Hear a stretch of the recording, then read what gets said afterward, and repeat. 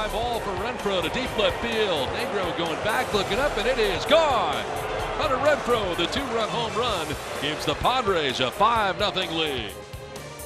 Hunter Renfro with another big hit in another big win for the Padres. They are back home after a 5-3 road trip. 14 home runs since the start of August for Hunter, who had 3 on the trip and now leads the Padres with 22 home runs on the season.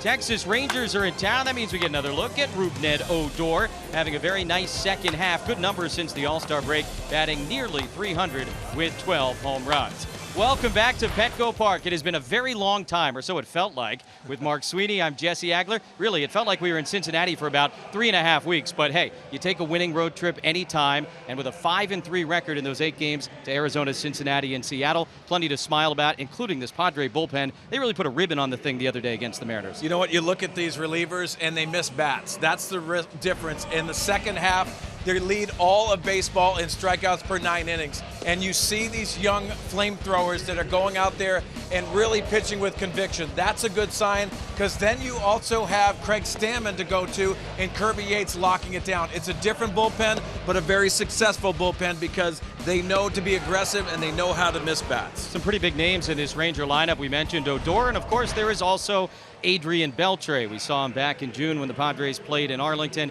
He has been doing it very well for a very long time. This guy made his major league debut in a very good year around here, 1998. And you think about the ranks, obviously that speaks volumes with the active leaders, but you think about it, he is 1 away from George Brett. He's 16th on the all-time hits list, but it has a lot to do with longevity. I know Mike Palmer has talked about it on the pregame show. This is a borderline Hall of Famer. I believe he's going to get in, because you look at the numbers and it is spectacular. One of the best of his generation, there's no doubting that. Coming up, talk a little bit about the rookie catcher Francisco Mejia. Been getting a lot of coaching on the bench from A.J. Ellis, who's not playing much, but still playing a big role here in San Diego.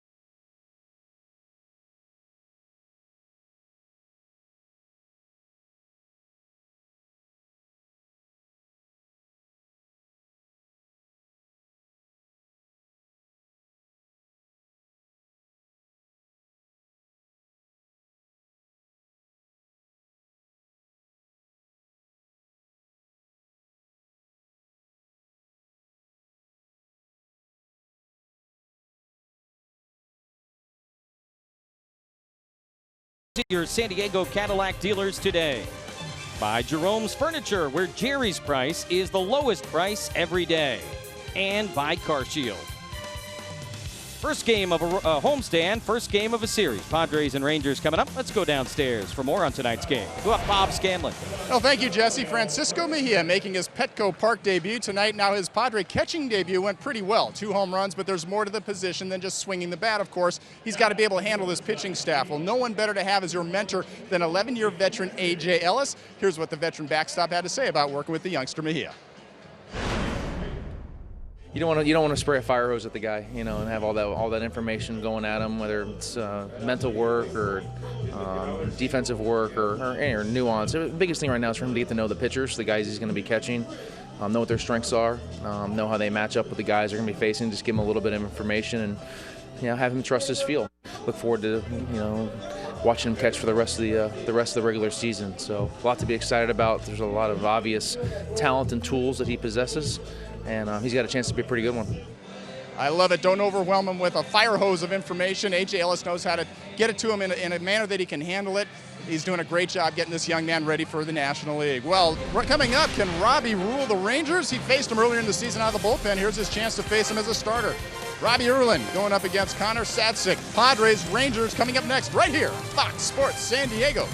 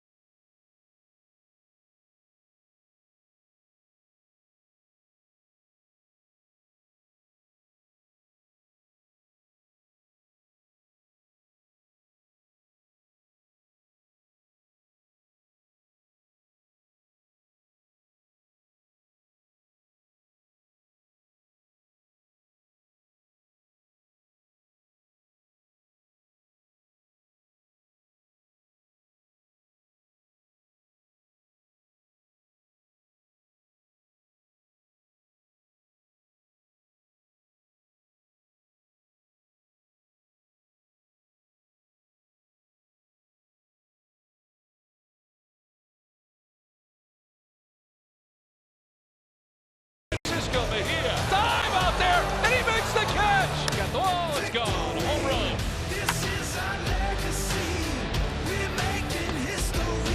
He struck him out, and that is 9 strikeouts in a row for Padres pitching.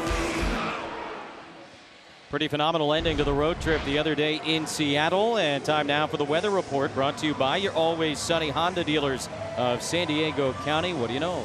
Picture perfect, beautiful, etc. Here in America's finest city, and oh, so fine to be home after dealing with all the weather that we dealt with. The heat in Arizona, the rain in Cincinnati, the cold in Seattle. With Mark Sweeney, Bob Scanlon, I'm Jesse Agler. Bob Erlin getting ready to go out there and make the start today. Drafted by these Rangers in the 3rd round back in 2009, and now he'll have the opportunity to face them as a starting pitcher for the first time in his major league career. Yeah, he's making his 2nd appearance against his former club, and that's going to be emotional tonight. Remember, coming off Tommy John surgery, he has done a fabulous job this year, just consistently taking the baseball. Jeff Bannister, the manager of the Rangers, has put together this lineup. Delino DeShields Jr. at the top. Shin-Soo Choo, an on-base machine, will bat second. Elvis Andrews hitting third with Mazzara, Beltre, and Odor in the middle. Dirksen Profar will be at first base tonight. Catcher is Isaiah Kiner-Falefa, and the opener, not the starter, the opener, Connor Sadzik, will bat ninth. They're using a reliever to start this game. Obviously, we'll talk more and more about that big-time trend here in 2018. And Robbie Erlin, a guy who's certainly got a familiarity with pitching in a multiple of roles. Well, he has to land the curveball, and I think that's pretty important. He can both spin it for an early strike, but also the put-away pitch, and that's going to be pretty important. Also, pitch to contact, because Robbie can field his position. He's another infielder when he delivers that baseball. Here's the Padre defense, brought to you by your San Diego County Ford dealers. Hunter Renfroe in left, Manny Margot in center field, Franmil Reyes in right. Myers, Galvis on the left side, Perella and Hosmer on the right side. Francisco Mejia, his debut at Petco Park, catches Robbie Erlin. Saw Mejia come up, make his Padre debut on this road trip. His first start in a Padre uniform was a loud one. Homered in each of his first two at-bats in Cincinnati. Very memorable moment, certainly for Mejia and the Padres here in 2018.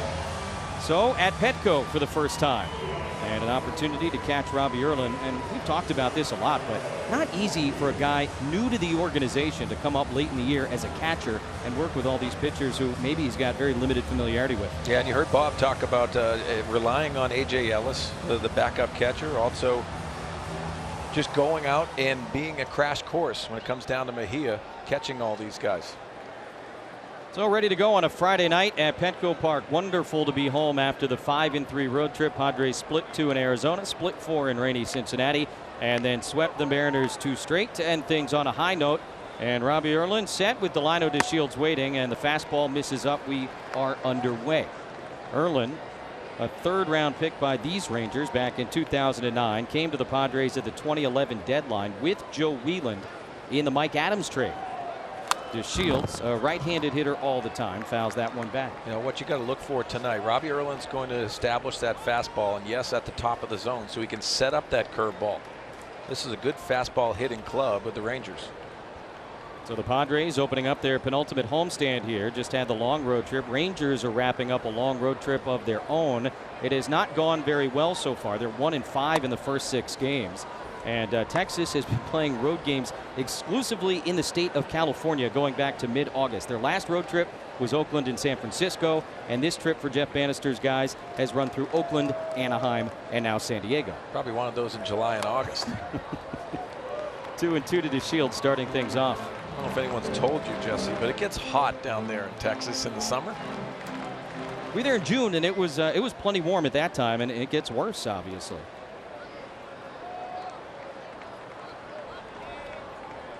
First game I got in my book down in Texas, 101 degrees. That'll do.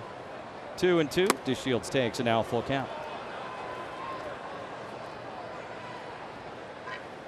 Robbie Erlin, very good numbers here at home this year. So many splits to talk about with Robbie. You can talk about his role as a starter or a reliever at home versus on the road.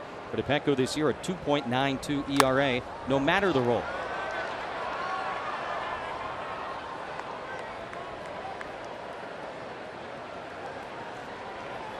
You talked about it at the start of the game, Mark. This was a guy, I don't think they had many expectations for him specifically coming into the start of the season.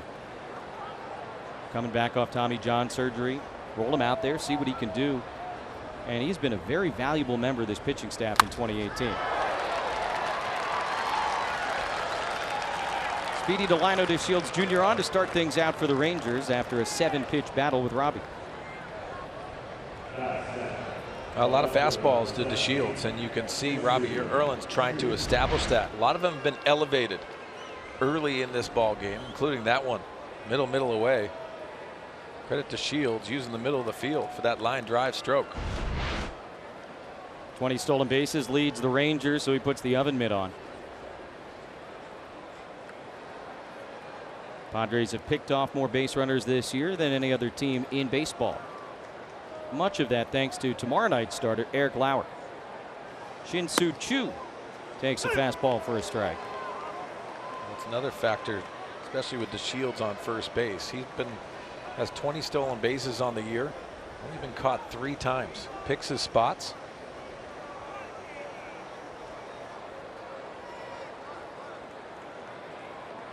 Robbie will check on him.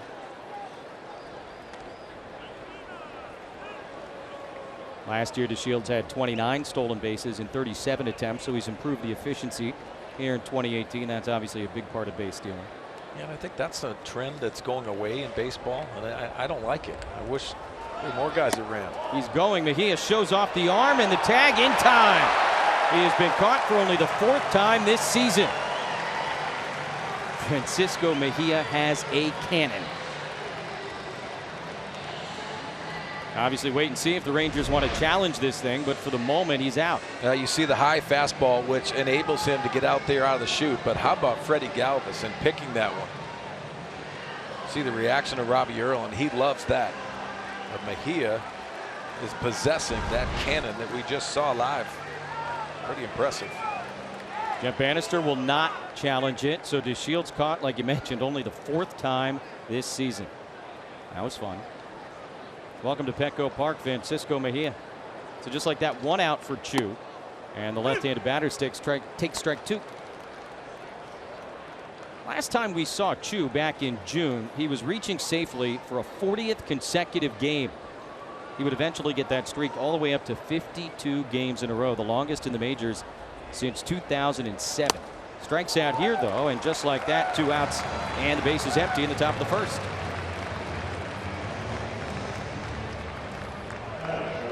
Like a cut fastball from Robbie Earl, and you can see him working on the side of that baseball, but sticking it perfect location for the punch out.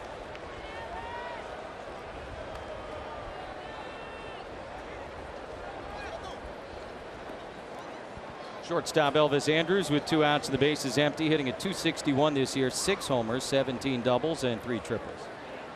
Had a nice series against the Padres back at the end of June. Texas took 2 out of 3 in Arlington. Andrus had 4 hits, including a couple of doubles in those 3 games.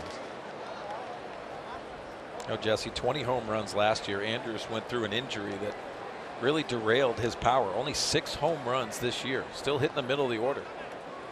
He was out from mid-April to mid-June with a broken elbow. Look out, 1-1.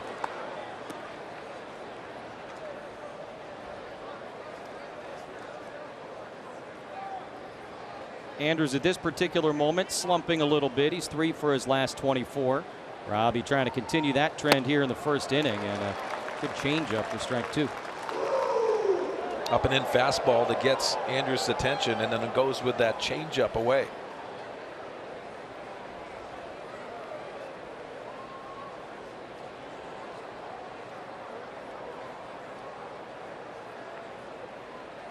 Ball and 2 strikes on Andrus, and he misses the high fastball. Erlin with back-to-back strikeouts to end the top of the 1st inning, and the Padres are coming up.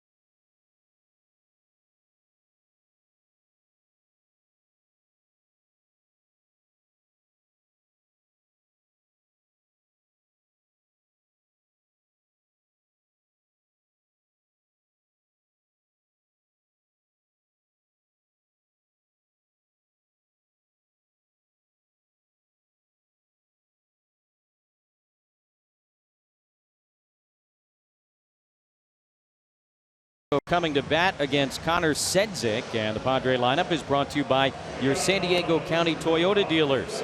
Get a look at Will Myers. He's batting second because Francisco Mejia is going to lead off for a second consecutive game. Renfroe will also bat here in the first inning. Eric Hosmer, Franmil Reyes, Freddie Galvis in the middle of the order. Jose Perella, making his first start since August 25th, is at second base. Margot and Erlin down at the bottom of the Padre batting order here tonight against Sedzik. Well, the Rangers scouting report is brought to you by Nissan, and this is a big fastball guy. He's only faced 17 hitters, 2 strikeouts, but you're seeing an upper 90s fastball, even touches triple digits at times. But he's handing the baton over. It's going to be a reliever game, bullpenning, openers, whatever you want to call it, and it's September baseball. Sedzik, just 26 years old. He's from Illinois, and this is only his 6th major league appearance. And like you said, he, for the last year and a half, has been a reliever. Came up as a starter, but they transitioned him to a relief role in the minors last year. And this is the first time we're seeing an opener do its thing, I guess, against the Padres. Tampa Bay's been doing it all year and with great success, really. And here in September, a lot of teams experimenting with basically throwing a reliever out there, asking him to get 3, maybe 6 outs, and then turning it over to a traditional starter to work kind of the middle innings. Well, you almost hear those old school people that just love the game of baseball, and they're saying, why? Where are those #1 guys? Where are the ability to have 5 starters in a major league rotation? So Jeff Bannister giving it a whirl, and I can assure you we'll be seeing this in October. It fits the playoffs really, really well for a lot of teams. Now, if you're the Houston Astros, you got no need for this, the way you're presently constructed. But it's very interesting. Mejia, leading off, has worked it to 3-0. You know, to your point, Jesse, you look at the Oakland A's and all the injuries to their starting rotation and the success their bullpen has had in the second half. That's the reason why they are where they are. Mejia, a couple of home runs in his first 2 at-bats of his first major league start with the Padres. It was a lovely welcome. Switch hitter from the left side. And now 3-1 from Sedzik. This is the 3rd time the Rangers are using the opener. And you want to talk about why they're the kind of team that's experimenting with it. Well, the Rangers starters this year collectively have a 5.45 ERA, only Baltimore worse in all of baseball this season. 3-1 to Mejia, misses, and a lead walk for the Padre catcher.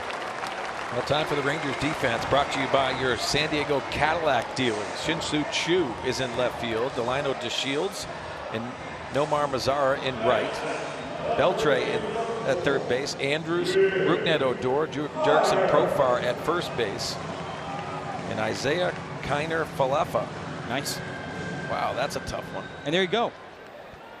There's Yoander Mendez, the starter, warming up in the bottom of the first inning. It's really a fascinating concept, and it certainly requires some open-mindedness from these guys. That ball, I believe, hit Will Myers' bat. Should be a strike. 0-1.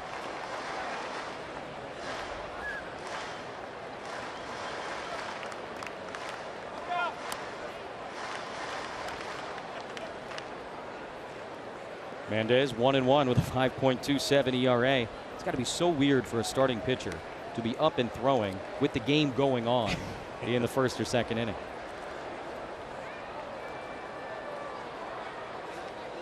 That one trickles away, but not very far from Profar. And Mejia, who runs pretty well, not going to test the moment. Yeah, still looking for his first stolen base. I think he's at the top of the order just to get as many at bats as he can. Get a good look at him.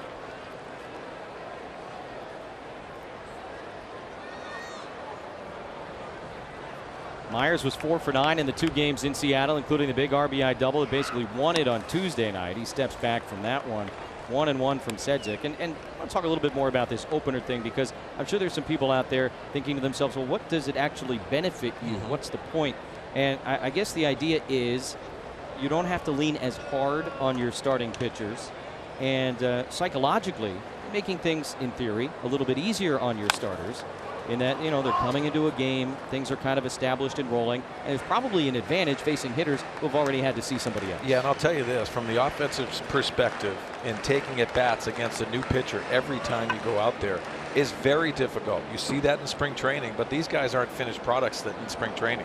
I've seen a lot of fastballs down there where now they are locked into their breaking balls. There you see the finish of the pitches, but also you see a lot of velocity out of the bullpen, a lot of swing and miss. And that's a big part of it, too, is that bullpens are so good these days as compared to really any other time in baseball history. Rangers earlier on this trip in Anaheim, I think it was on Tuesday, they're getting no hit into the 8th inning, and the Angels were doing essentially a bullpen game that day. And it's exactly what you said. As a hitter, you're seeing a different guy every at bat. It's almost like you're pinch hitting every single time you come to the plate. And as we know, most guys are not good pinch hitters. Yeah, it's a difficult concept when you think about offensively. Will smacks that one over to third. Adrian Beltre's got it, and that will be a double play. So 2 outs and the base is empty. Myers back to the dugout. Hunter Renfroe will step to the plate. Time now for Tools of the Trade, brought to you by Ram Trucks. Well, we heard Tony Gwynn Jr. in our pregame show talk about the adjustments that Hunter Renfroe has made, and it has a lot to do with what he has done to the secondary stuff, the breaking ball, the curve ball, but also two-strike approach. He has been excellent. He's locked in. We talked about the 14 home runs, but Hunter Renfroe, to me, is a confident hitter, and he's looking to do damage. Bats here with 2 outs and the base is empty. I think he was trying to look to do damage before, but he was more of a swinger. Now he has a locked-in approach, and he's letting the ball travel, in my opinion, a little bit longer. That batting average about, I don't know, 27 points higher than what he finished with last year. And he's approaching his home run total all of a sudden as well. 22 leads the team. And I tell you what, a couple of months ago, you wouldn't have thought he was going to get anywhere near the 26 that he had last year. But here he is. Well, a lot of it at this level is earning your playing time, and he sure is doing that in the second half.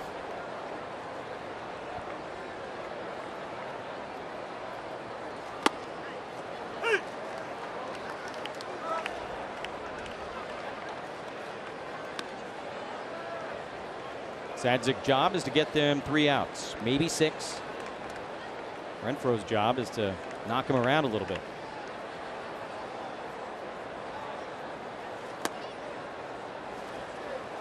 Hunter finished August with more RBIs than anybody else in the National League. He has kept on hitting here in September.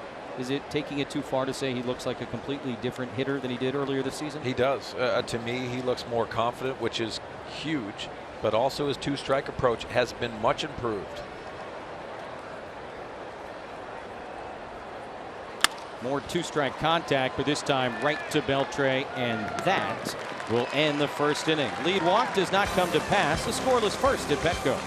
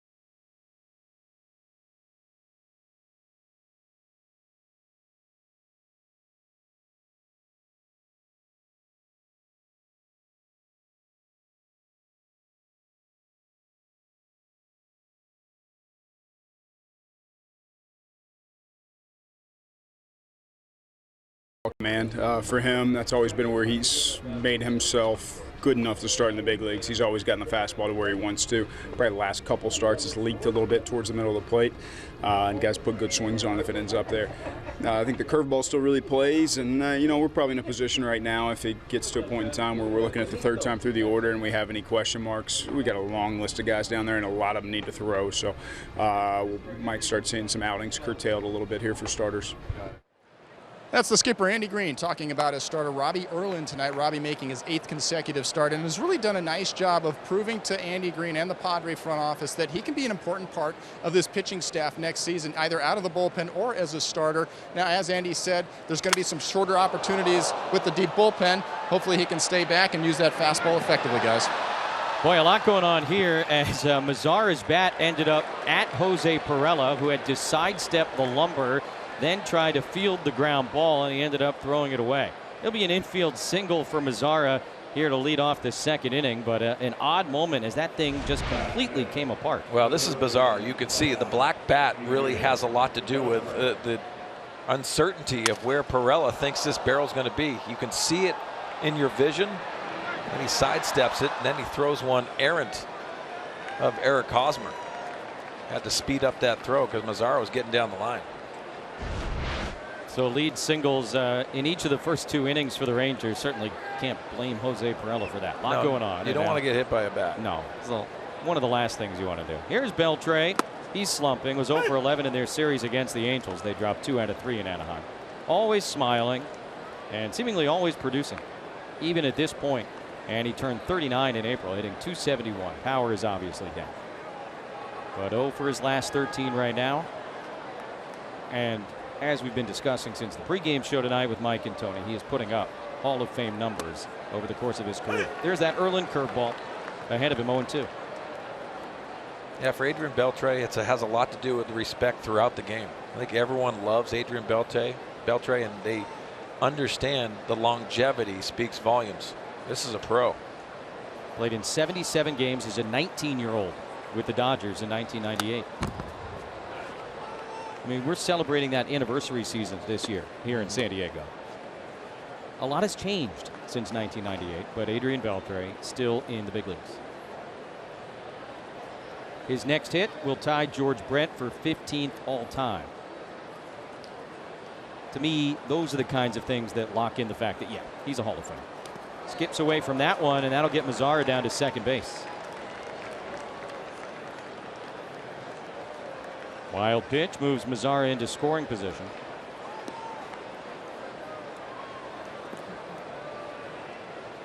Take a look at the keys to the game, brought to you by your San Diego Honda dealers. Well, offensively, big inning, because you know it's a reliever game, so you're going to have some opportunities. Guys not in a typical role, and the young relievers have been excellent. We touched on it in our open. They continue their progression.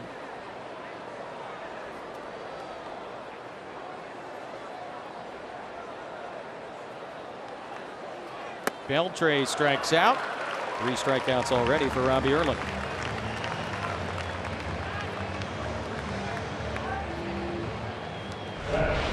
Well, you see the curveball, and he can really spin a baseball. Knows how to put it away. That's going to be a very important pitch tonight for he and Mejia to connect with.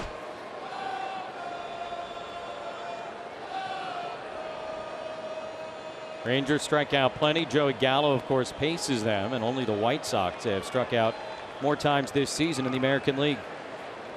Of course, it's not really the badge of dishonor that it once was. The way teams view the strikeout has really changed dramatically in the last couple of years. I think everyone is okay with it. It just seems like that. You're not in there with the discussions. Obviously, guys don't want to strike out, but it has a lot to do with it's just another out. And they're looking to try to produce, and they're looking for those not only solo home runs, but multiple run home runs. Rangers happy to have Odor in the lineup. He kind of limped out of their last game in Anaheim the other night. We talk about all the strikeouts. You obviously have to think about what the Padre bullpen was able to do on Wednesday evening in Seattle. I've never seen it before, but Wingeter, Stock, Castillo, Stammen faced 9 guys and struck them all out. That had never happened before in Padre history. Well, Jesse, they also lead the NL in strikeouts as a bullpen. 637 strikeouts on the year. And amazing to watch Tied up there. Mazar's taken off for third. No, foul ball. There was no sign from the plate umpire, C.B. Buckner, so he decided to go for it. But it was a foul, and now 1-2 on Rougned Odor.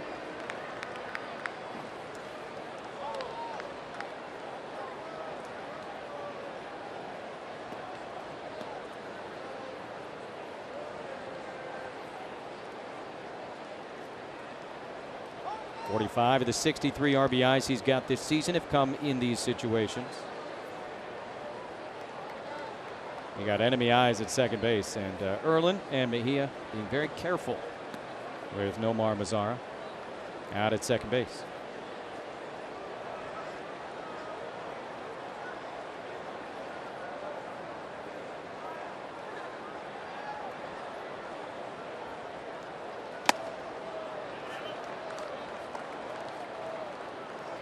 Mentioned Erlin's home and road splits earlier. A 2.92 ERA here at Petco this year. On the road, it's over 6.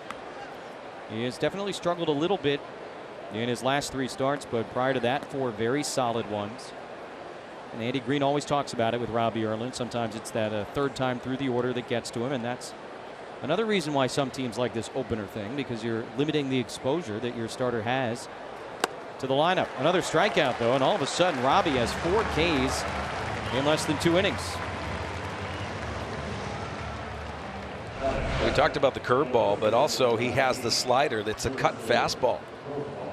Successful in 2 of those strikeouts.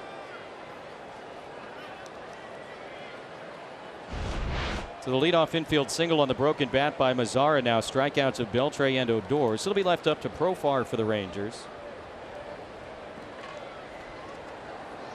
He's had some limited time at first base this year. That's where he is tonight. We actually saw his first start of the season at first base back in June against the Padres, and that good changeup puts Erlin in front, 0-1. I'm talking to some of the Texas Ranger brass. They were saying that his better position is third base. Adrian Beltre manning that, so that's difficult to put him over there. Beltre will be a free agent after this season, and Jeff Bannister's team obviously is in a state of change right now, and that will continue through the winter. I think it's fair to say that their window has closed. That one is really hard hit into left field. Will they test Renfroe's arm? They will. Here comes the throw to the plate. Not in time, and the Rangers take a 1-0 lead.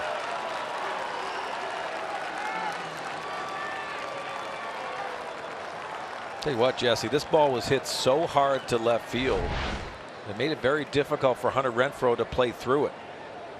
I think he had an opportunity on a 1 hop to be able to go get that. But he plays with 2 hops, and it really handcuffs him a little bit and curtails his momentum going into home plate. With that errant throw, Profar goes to second base. So 1-0 Texas. And now the number 8 hitter, the catcher, Isaiah Kiner-Falefa. He's the guy who ended that potential no-hitter for the Angels on Tuesday night in Anaheim. One of those guys just puts together a professional at bat each and every time. And obviously the National League ballpark, Robbie Erlin's got first base open here, and a guy that has never hit in the big leagues waiting on deck.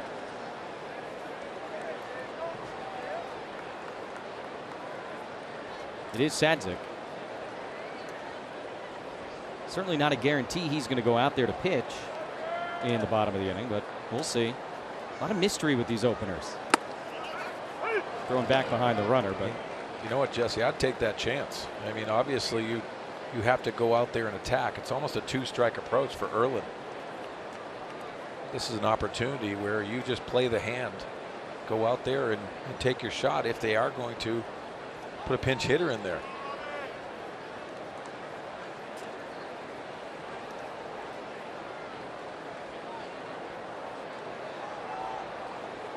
ball and a strike to the Texas catcher, and he hits one hard, but Freddie Galvis is there, and he makes another fine defensive play. Oh, a season's worth of highlights for Freddie Galvis here in 2018.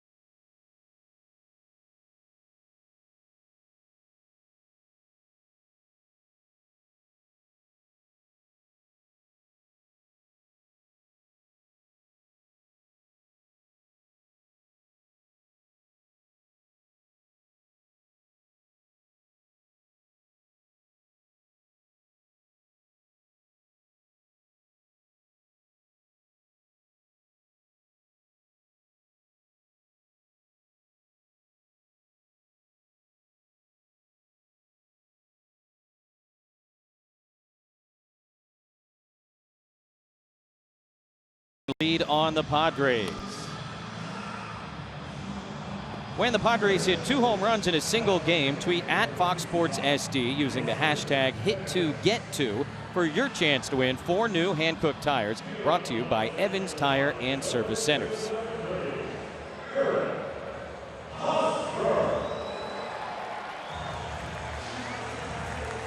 Eric Hosmer will lead off here in the bottom of the 2nd inning, and it'll be against the new pitcher, Yoander Mendez, the left-hander, the starter. Comes on after Connor Sadzik, the opener, threw a scoreless bottom of the 1st inning. Welcome to baseball 2018. It's weird. That's my initial thought sitting here watching it. It sure is. I get it, though. Smart. Well, I look at the Curt Schillings. I look at Pedro Martinez. Where are those guys throughout the game of baseball? Because I think that sets a tone for your pitching staff. Well, there's no doubt about that. And there are some of those guys, but I guess there just aren't enough. And I think that's fairly obvious. You look around, you got your Scherzers and your Kershaws, the guys in Houston. They seem to have most of them there in that rotation, but there are a lot of teams that don't have a guy like that, or maybe only have one of those guys. Tampa Bay, who really pioneered this thing this year. They've got Blake Snell going every 5th day, and he's having a Cy Young caliber season. But the rest of the time, 19 wins for Blake Snell. It's very interesting. So Mendez, the starter, gets Hosmer and Reyes and Galvis here in the 2nd inning.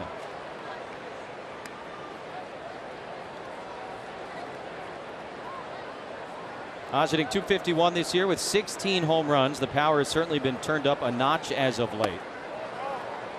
And Bob Scanlon, I mean, as a starting pitcher, how weird must it be psychologically, at least the first couple of times, to come into a game like this? Yeah, it's going to be strange for a guy that's conditioned to having his routine 30 minutes before the ball game. You know you're on the clock. Nothing's going to happen until you're ready to throw a baseball, and all of a sudden you've got to get ready dependent upon what's happening in the game. So there's certainly an adjustment there, Jesse. But the other part of it is, you know, I just wonder from a psychological standpoint, what they're basically saying to these starters is, look, we don't think you're good enough to face the top part of a lineup more than once.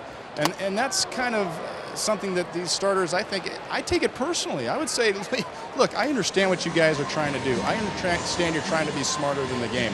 But there's also part of it that I think is a personal affront of, you know what, I can face the top of the lineup more than once and get guys out, and it's up to these guys to prove it. So it'll be an interesting battle that goes on between, you know, what happens with starters and relievers, how front offices want to use them, and when starting pitchers step up and say, enough is enough. I actually want to start this ball game and prove to you that I can be better than you think I can be. I agree with you, Bob, and why I say that too, and from the perspective of what we're hearing now of a 3rd time through the order.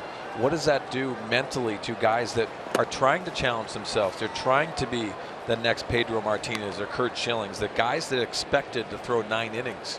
And I think that's a mentality now that is really reducing the efforts of the starting pitchers. I agree with you 100%, Sweens. Look, when I was coming up, if you went 5 innings, that was nice. You got a job in the bullpen for a while. Hard hit by Reyes into left field. Sorry, Bob. 2 men aboard to start the 2nd. Please do continue. No, but I agree with Sweens in that what we're doing is, I think in a lot of cases, maybe not even giving guys the opportunity to find out what they can be. And they get labeled early on and not even given the opportunity to see if they can become 7 or 8 or 9 inning guys. The one thing that's nice, when you talk to A.J. Preller, this organization has been committed to developing their young pitchers to be those 7 and 8 inning guys. They have no intention or no desire to create a bunch of 5 inning type starting pitchers. So I don't think we're going to see that trend here in San Diego. Maybe we see it on an occasion, a very unique situation, possibly, but in general, I don't think it's a philosophy of how they're trying to nurture these young arms, which is perfectly fine with me. 2 on and nobody out for the switch hitter Freddie Galvis, and Mendez fresh into this game, getting himself in trouble right out of the chute with the walk and the base hit. I'll throw a counterpoint at you guys, though, as you talk about guys not having the opportunity as starters to work the beginning of the game and work deep. Maybe this is a way, though, to earn that opportunity. They're going to say, hey, go out there in this role, show us you can do it, and then maybe we'll give you the keys to the car in the 1st inning. That's true, but you also got to understand, too, when you get to the big league level. Chu misread that one initially. He's got a long run in left, and he gets there and makes a diving catch. Chu does a lot of DHing for the Rangers at this point in his career. And he definitely did not have a great first step, but able to recover. And that's the first out here in the second. You know, Jesse, he has lost a step, but that first reaction as an outfielder set him up in a tough situation. He knew he was going to have to slide and catch this ball and made a very good catch. Came up and had a chance to get Hosmer at second base, because as a base runner, you almost have to go halfway in that situation.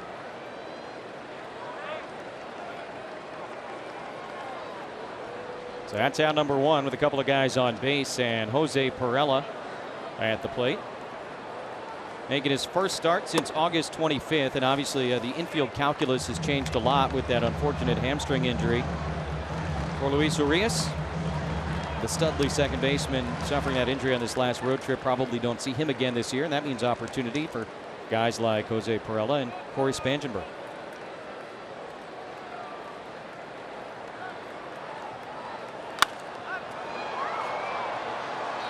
If Don Orsillo is watching in his hotel room in Atlanta right now, Don, you've got Perella and Pick the Stick. So turn the volume up. Get excited. Last place, Don Orsillo in Pick the Stick. Been there. Won it all last year. There's Luis. That was such a bummer, honestly. It's the only word I can think of. Glad it's not more serious, obviously. He should be full go for spring training. No issue whatsoever.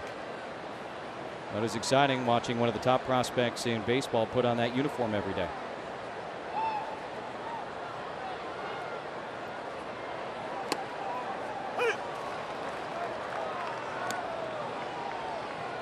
Perella hit his second home run of the year back in Arlington in June, a solo shot against Cole Hamels in the first game of that series. Texas took 2 out of 3 from the Padres. San Diego won the middle game at Globe Life Park. Dramatic come from behind 8th inning heroics. 2-2 on Jose Perella. Boy, it can't be easy for a guy who was playing mostly every day at the beginning of the year to flip to a situation where he's hardly playing, and now all of a sudden here you are back in the starting line. Yeah, relying on your work, trusting what you have done and to set yourself up for the situation, but also you prepare for opportunities like this. I think Perella has that mindset too, that he's just always been aggressive as a style of hitting. Went through some struggles at the beginning of the year. Now guys that are developed and they're coming to be those everyday guys, they take those opportunities away. Battling here against Yoander Mendez. A couple of guys from Venezuela. Jose Perella and Yoander Mendez.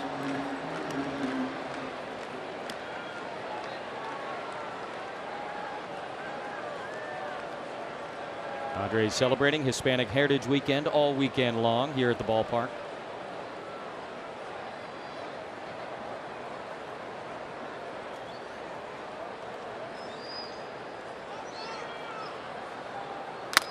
Perella on the ground the other way. Odor thinking 2, and they turn it. Beautifully done, and the Padres have grounded into 2 double plays in 2 innings.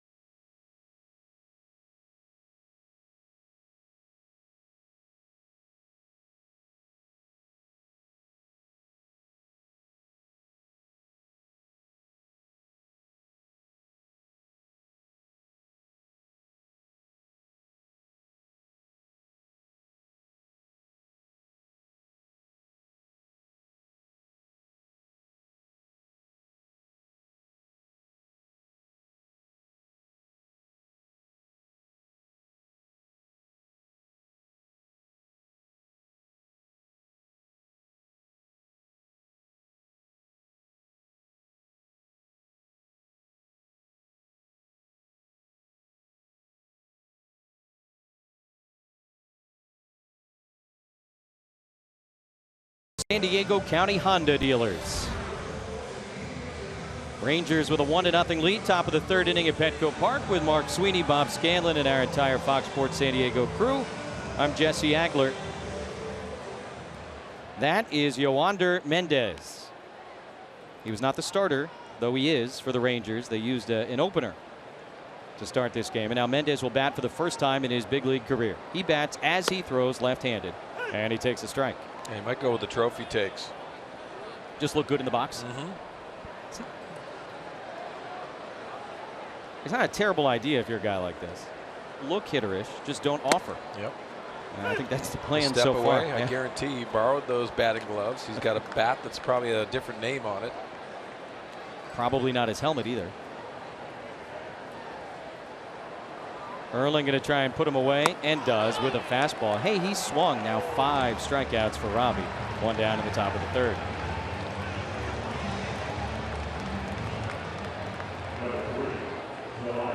Time now for our Valley View Casino trivia question. Jeff Bannister is the 18th full-time manager in Texas Ranger history. Who was the first manager for the Texas Rangers? Oh, that is a splendid question. Moved from Washington to Arlington in 1972. So that's the year if you require a hint. I think you threw a hint by Mike. That was very good. Good catch. That was a good one. They're the second Senators. The first Senators became the Twins. And then Washington got an expansion team. Eventually moved to Texas to become the Rangers because the Texas Senators didn't sound good. And now you got the Nationals, who used to be the Expos. That's your Washington baseball history lesson. I tell you what, I miss Montreal. I hope they do get one of those expansion situations. It's a beautiful city, great fans up there that are passionate, not only for hockey, but for baseball. Never made it, but only heard wonderful things. They had some unbelievable talent. The strike year, I thought, was their best roster. Unfortunately for Montreal, hopefully they get another opportunity. Yeah, Expo fans and Montreal baseball fans right there with Tony Gwynn fans being frustrated about 1994. What might have been for each. Now, as Padre fans know, Mr. Padre got 3,000 hits up in Montreal.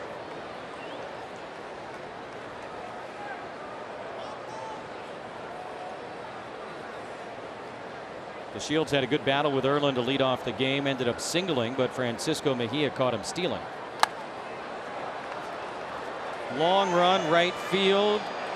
Hey, Eric Hosmer comes over. Nice over the shoulder catch, 2 away.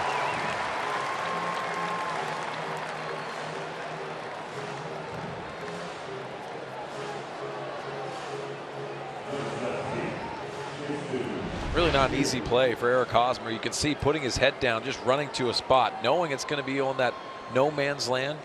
Franmil Reyes coming in, but also just putting your body in a position where you are able to pick up that pop-up. Nice play by Hosmer.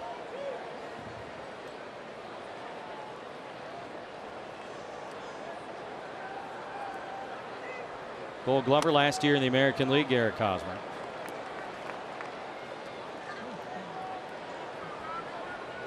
This guy was on fire when we saw him in late June, and Shin-Soo Choo continued to hit well into the All-Star break, but he's been a different guy here in the second half. Turned 36 this July as well, and look what Robbie Erland found. Boy, when it's not going your way, it's not going your way. Robbie with 5 strikeouts in 3 innings. He's going to hang a star on this defensive effort as well.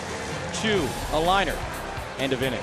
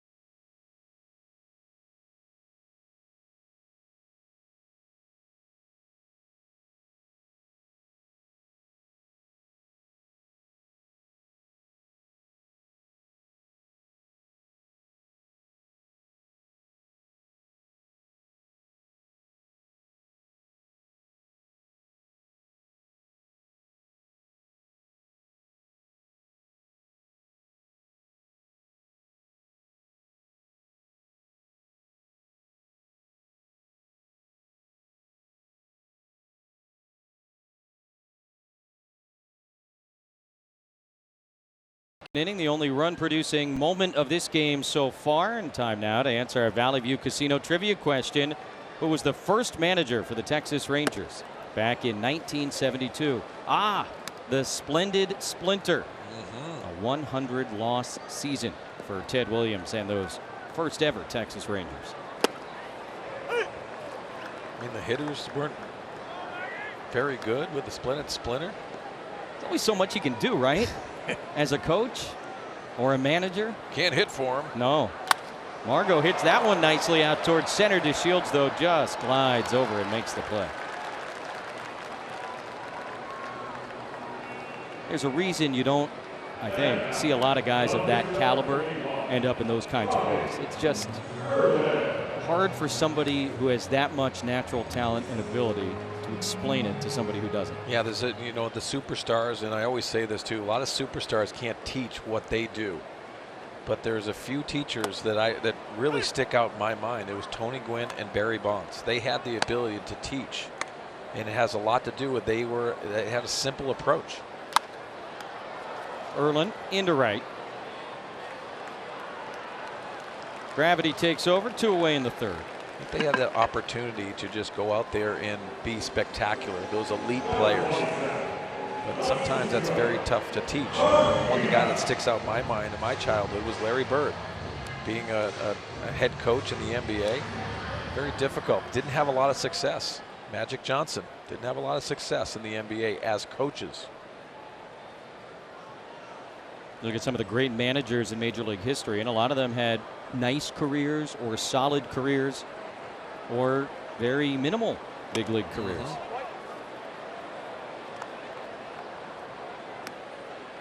Mejia walked his first time. He's also shown off the arm here in his Petco Park debut.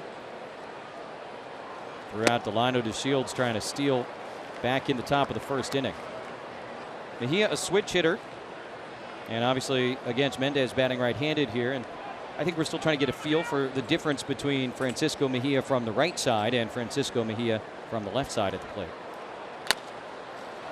Should be the end of the inning. Odor makes the play, and the Padres go 1-2-3 in the third.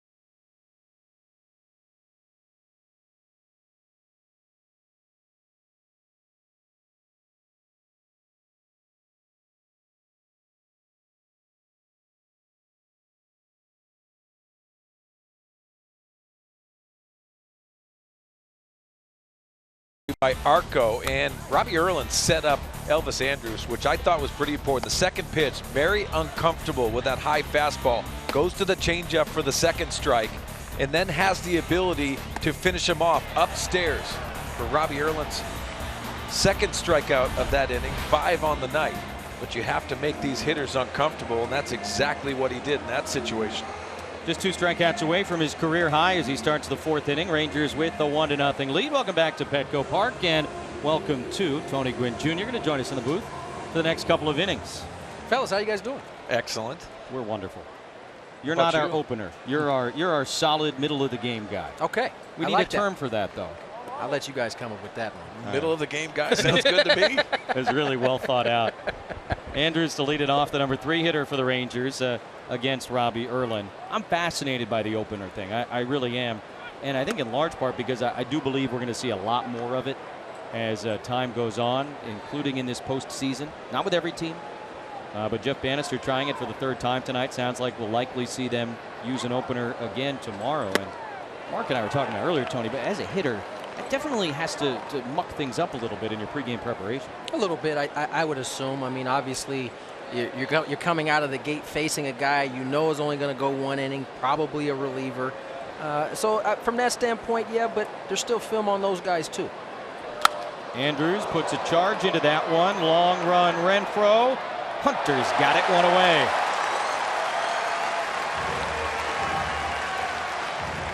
I think it's a good jump right here.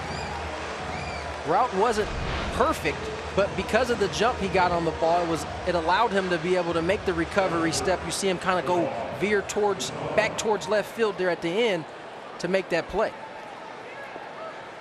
Yeah, we touched on it. Elvis does not have that same power because of the injury that he had last year. That was in on him a little bit, but nice play by Renfroe. So you're saying it's harder for him to leave the building. And good night. He'll be here all weekend. Drop the mic. Sadly, all weekend. I apologize in advance. There's Mazzara. And right on the corner from Erlin, 0-1. Mazzara had that busted bat infield single that San Jose Perella scrambling at second base back in the 2nd inning. Came in to score the only run of this game so far. I think Jose weighed his health with that bat coming at him. Oh, yeah. I think he was able to get out, had to kind of dodge the bat first, and I think that threw off the throw. Away to Mazzara, 0-2. He is hit for power better against left-handed pitching this year than in his first couple of seasons in the big leagues. Only 2 home runs combined in the last couple of years against Southpaws. He's got 7 this season.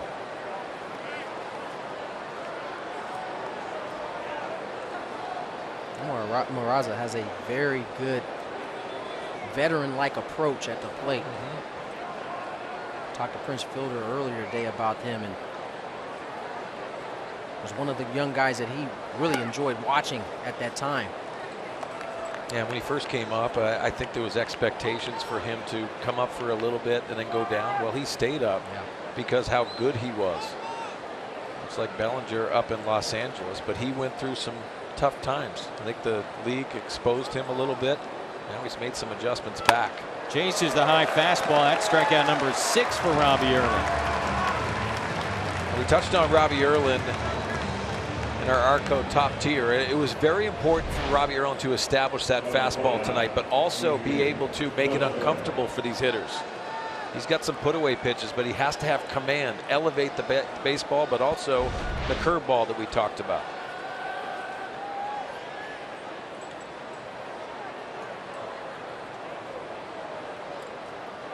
.50 pitches now for Erlin, and a little bit low to Adrian Beltre. Hall of Famer? I'm polling the 2 of you. Yes. I say definitely because of longevity, and you look at the numbers, he's starting to reach those pinnacle moments in his career. And there's some staple moments. Known as one of the best third basemen in his heyday when he was in his prime. Now maybe has lost a step with injuries, but I think the production offensively puts him in the Hall of Fame. Still has a good eye as well. Now 3 balls and no strikes. Great teammate, great respect throughout the game, as I touched on earlier, but also I think the media loves him, so I think he's a shoe-in for the Hall of Fame. Swinging on 3-0, deflected off Erlin, right to Galvis. He does not have wheels. A 1-2-3-4 for Robbie Erlin. He's set down 7 in a row.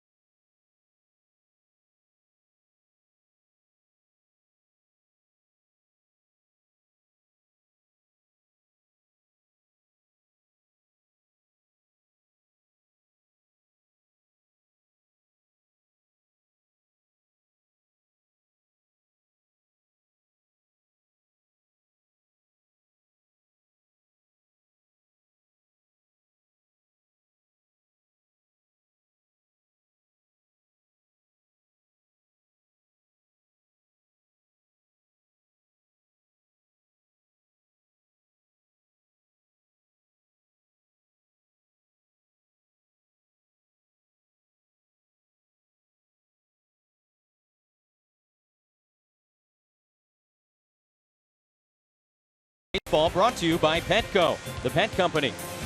By Jack in the Box. This season, Padres home runs score free Jumbo Jacks only at Jack in the Box. And by Pacific Surfliner. Ride the Surfliner to your next Padres game.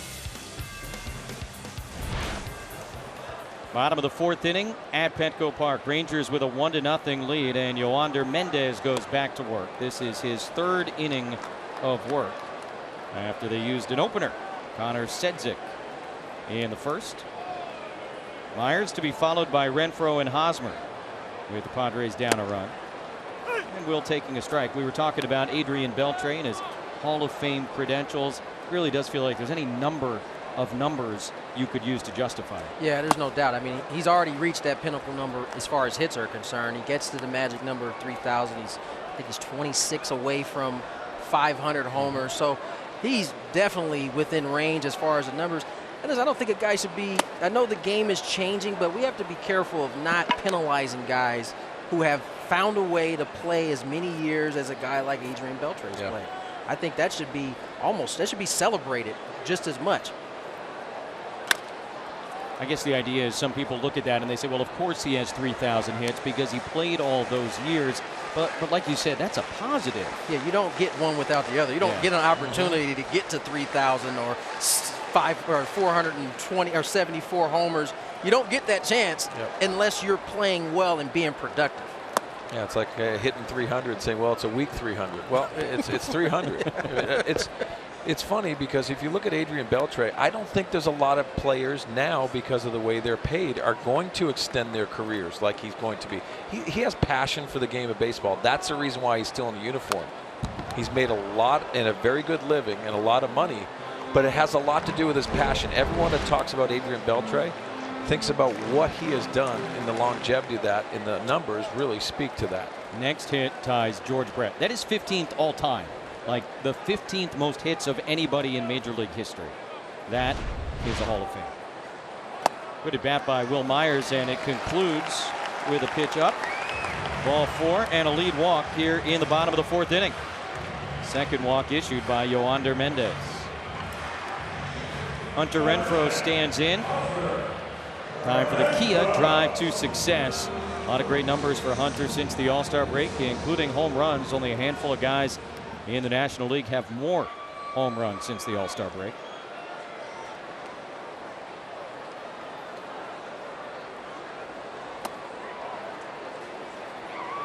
So Beltre 1 hit away, just to put a cap on those numbers, from George Brett. He's 1 homer away from Stargell and Musial. That's elite company. That's greatest company. I got one more I'll throw you, because you mentioned the defense guys, and that is an important part of it. And going to the post as many times as he has over there at the hot corner. Only 2 other guys have ever started more games at a single position in Major League history. Brooks Robinson and Willie Mays. That's it.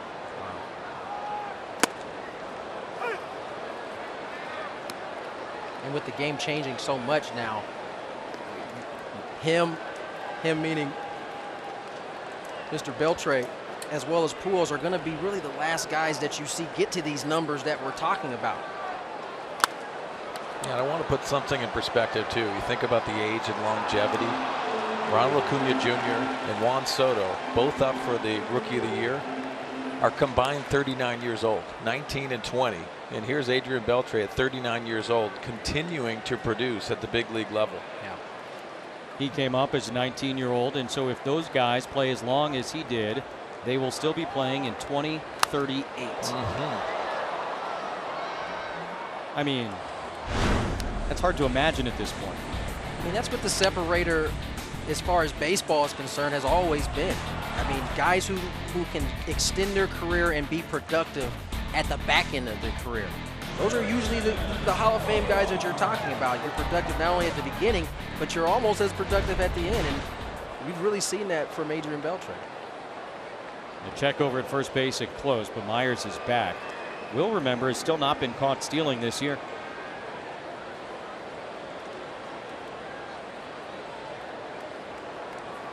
He's looking runnerish at first base.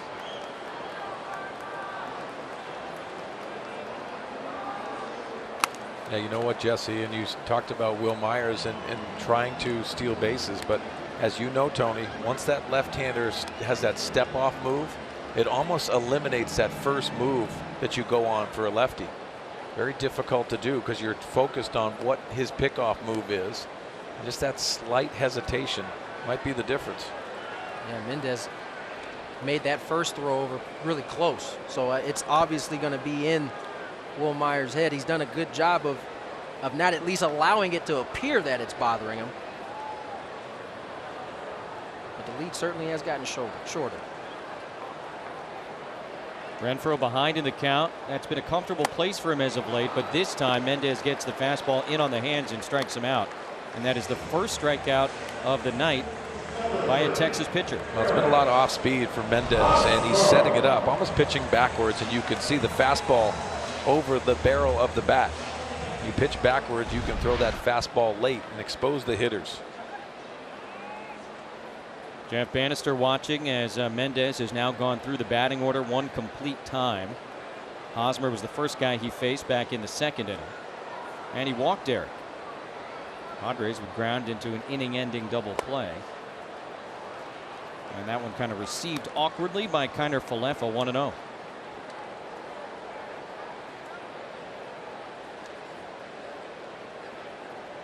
Kiner Falefa, kind of one of those new school catchers that plays the infield, and they can put him in the outfield. He's all over.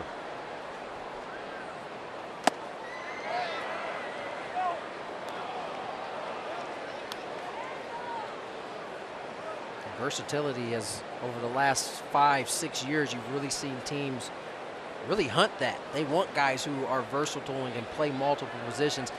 And it's not just reserved for infielders and outfielders. Austin Barnes comes to mind of a catcher who has really played a little bit of everything. Hosmer grounds it to second base. Could it be another double play? Well handled up the middle, and the Rangers turn their third of the night. The first, the second, and the fourth end with DPs.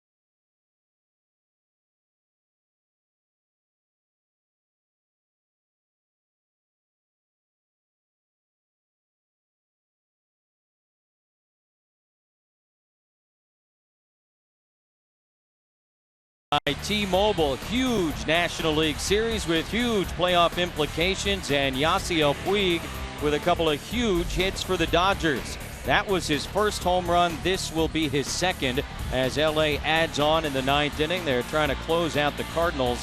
They lead 3-0 in the ninth. After the Cardinals had a very good August, the month of September has not been very good. They are 5-8 if they lose this game to the Dodgers, and they will be tied for the wild card. LA at the start of the day, a game and a half in back of the Rockies in the National League West, and Colorado trailing early 2-0 in San Francisco against the Giants, and that game has gone final in St. Louis. So if the Rockies do not come from behind and beat San Francisco, LA will be a half game back. They got a terrific start, meaning LA, from Walker Buehler today. 8 strong innings. We saw his act down in Mexico. as the starter for that combined no-hitter that the Dodgers threw in the first game of that series. Padres would win the next two against the Dodgers in Monterey. 1-0 Texas still as we open up the 5th inning. Odor 0 for 1. He struck out against Robbie Erlin. And Robbie is 1 strikeout away already from tying his career high. Yeah, that cutter has been the best pitch tonight, in my opinion, especially to left-handed hitters.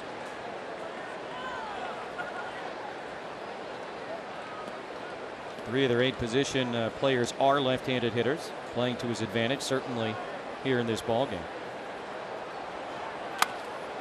Off the handle, shallow left, Galvis or Renfroe. Nobody, no man's land, and he will be held to a single.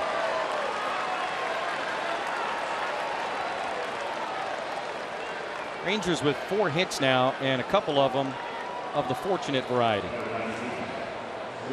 And we had the broken bat hit by Mazzara in his first opportunity, but Freddie Galvis was even shifted towards second base. He went a long way for that, but keeping Odor to a single was still a very good play by Freddie Galvis. Yeah, that's got to give credit to Freddie Galvis and give credit to Odor, who clearly wasn't running down the line very hard. With both Galvis and Renfroe shifted over towards center field, that made it a real tough play. Fastball strike top of the zone to Profar. He has knocked in the only run of this game, an RBI single back in the 2nd inning.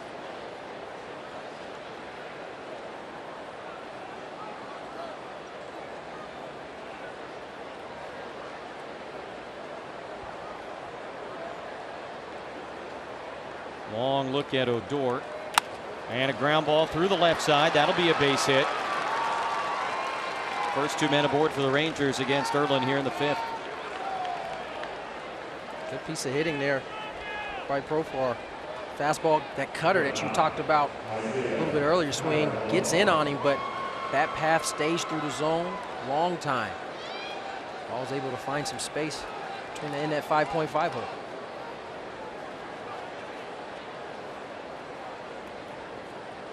So 2 on and nobody out here in the top of the 5th inning, and the catcher Kiner Falefa at the plate.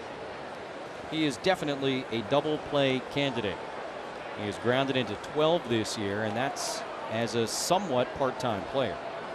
Tied for the team lead. Might not be a typical catcher, but he does some typical catcher things, like not run particularly well. That makes 2 of us.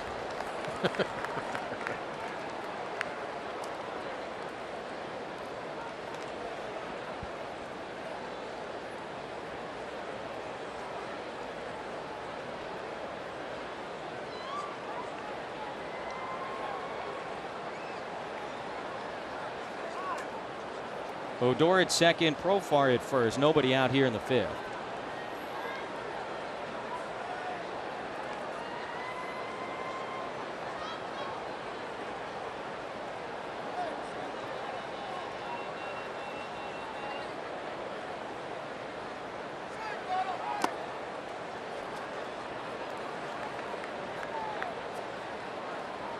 See if Robbie goes to that changeup here in this situation. He likes that arm side changeup, possibly to get that ground ball. Definitely a good count to throw it in. 1-1. Shown on the fastball. First pitch, came back with the curveball. And it is a ground ball. Myers nicely done on the short hop. Gets one, throw across, airmailed and into the netting. That is in play. It's a live ball. Profar rounding third, trying to come home. He's in. Throw to third, and hey, they got the double play, but a run scores. 2-0 Texas here in the 5th.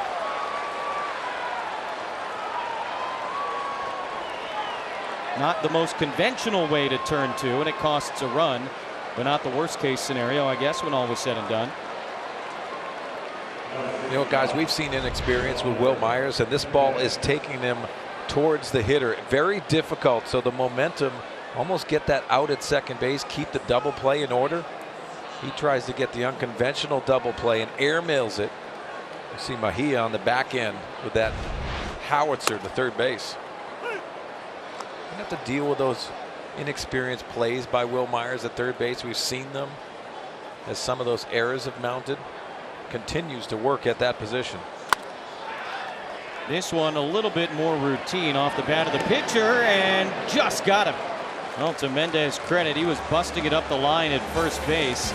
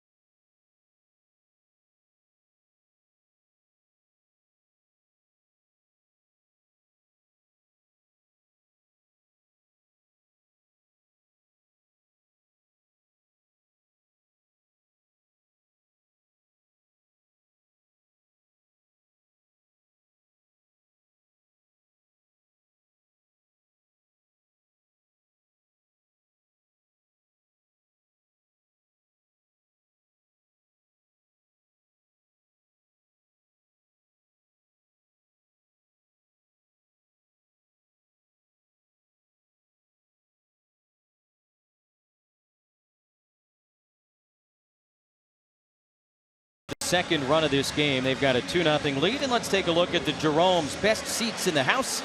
Enter to win these seats at any Jerome's location.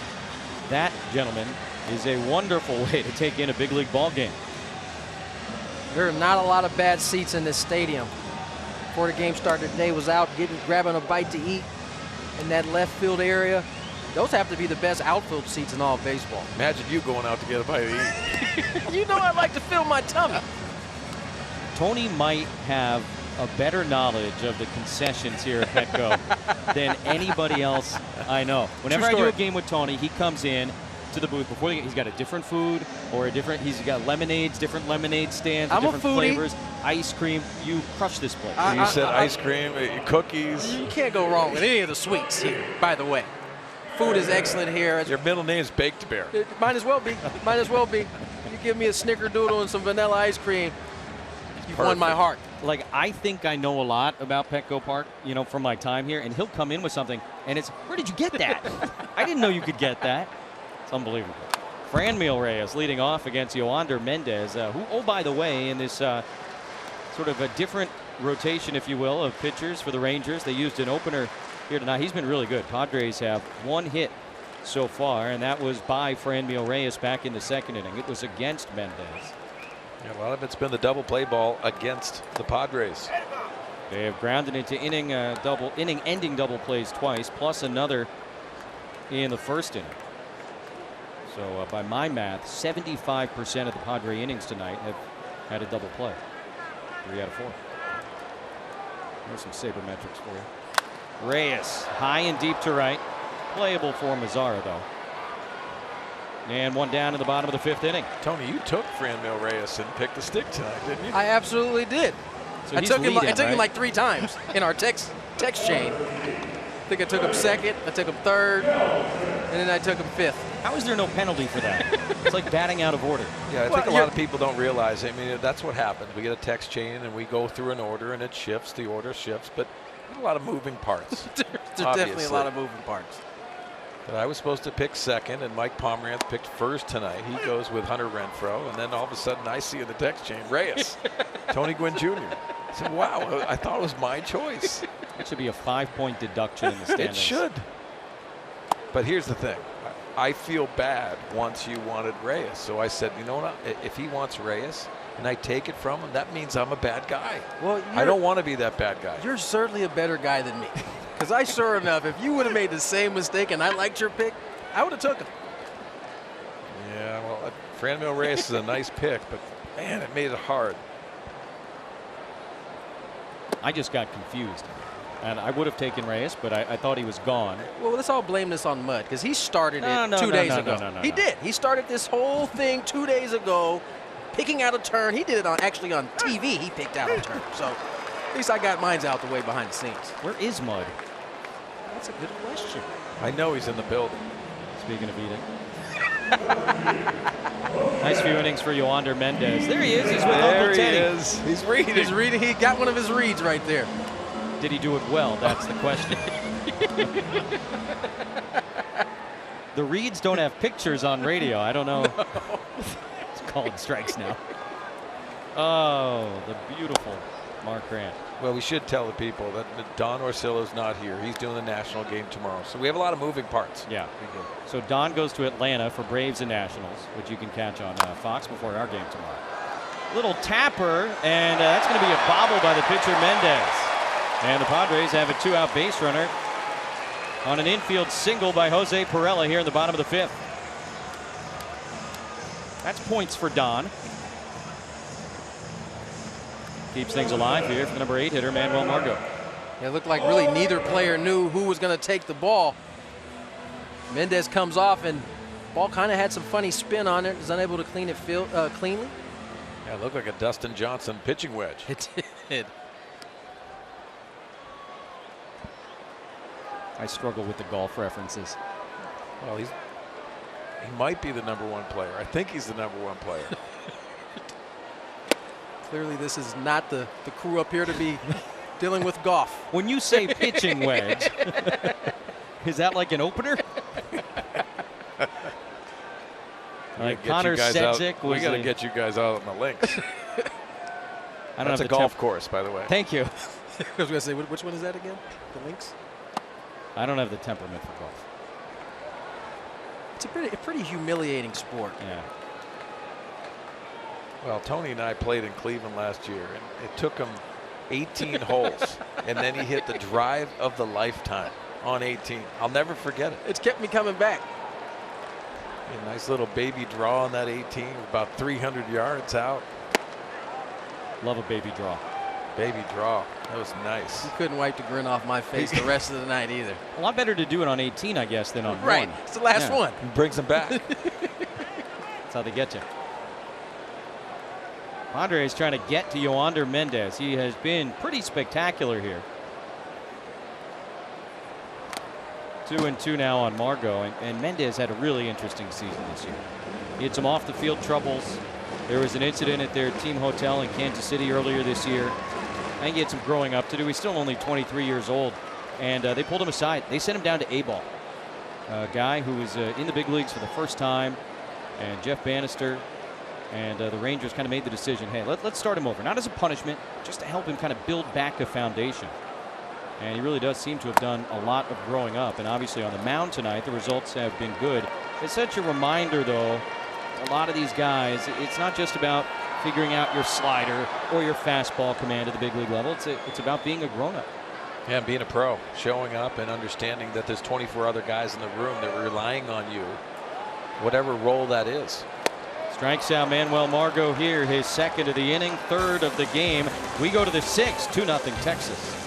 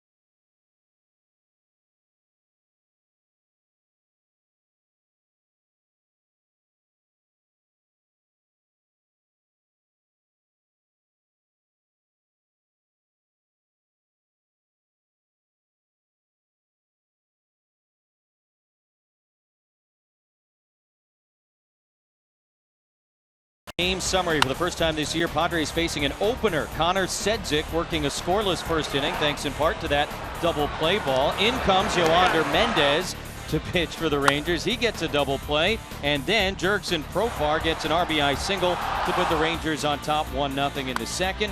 Profar would come in to score the second Ranger run a couple of innings later on a double play ball that could have been, and at the end was. But the run scores, a sloppy play by the Padre infield, and that is the story. 2-0 Texas here in the sixth. Robbie Erlin, an earned run, 1 in 5 innings of work here tonight against the team that drafted him.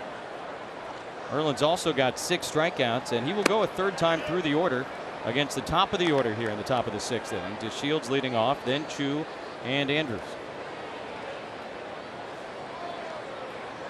This is certainly Mark Sweeney and Tony Gwynn Jr. a step forward for Robbie Erlin after some struggles the last couple of times out. Yeah, the last time out, and obviously giving up a lot of runs, 7 earned runs.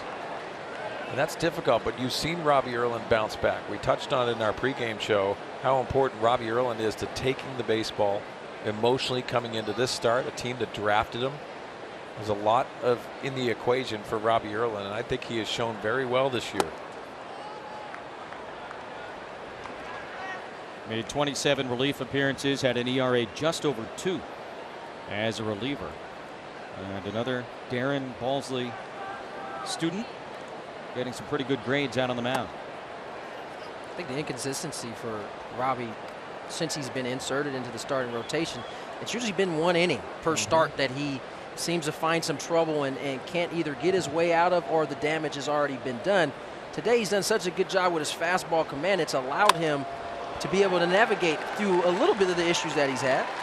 DeShields taking an aggressive turn. He's going to run on Renfroe, and he's in with a hustle double.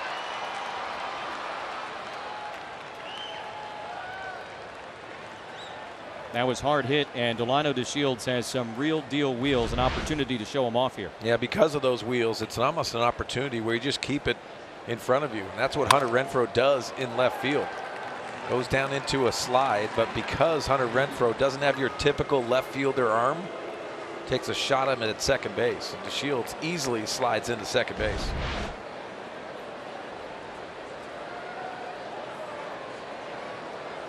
Tony mentioned the tough innings for Robbie Erlin. Obviously, Andy Green will attempt to stop that from happening here in the 6th. In his last start Saturday at Cincinnati, it was the 2nd inning.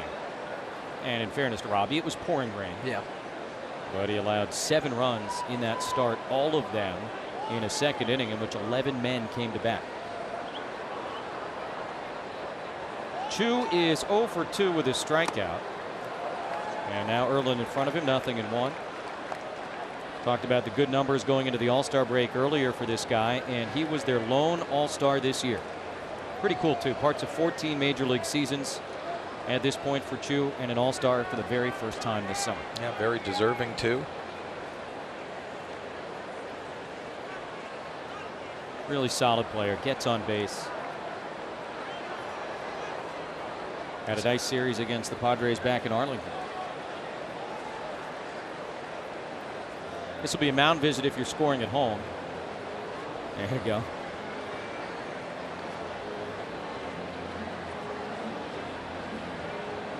Seems to me, guys, and I know there was always concern with runners on second base for a pitcher and a catcher going through signs. Seems to me this year every team has gotten even more serious about worrying about that. Yeah. Teams seem to be getting more paranoid each year. Some stories late last season about technology being used to look in at the catcher's signs. And I think teams just aren't messing around anymore. They're going to do whatever they have to do to try and keep that as private as possible. There's just so much more information and easier access to it. Teams have all started to put their guard up. Chu grounds it to first. Hosmer going to third base. Got to get a tag, and they do. How about Will Myers? Is that a no-look tag? DeShields out trying to advance. 1 away in the 6th.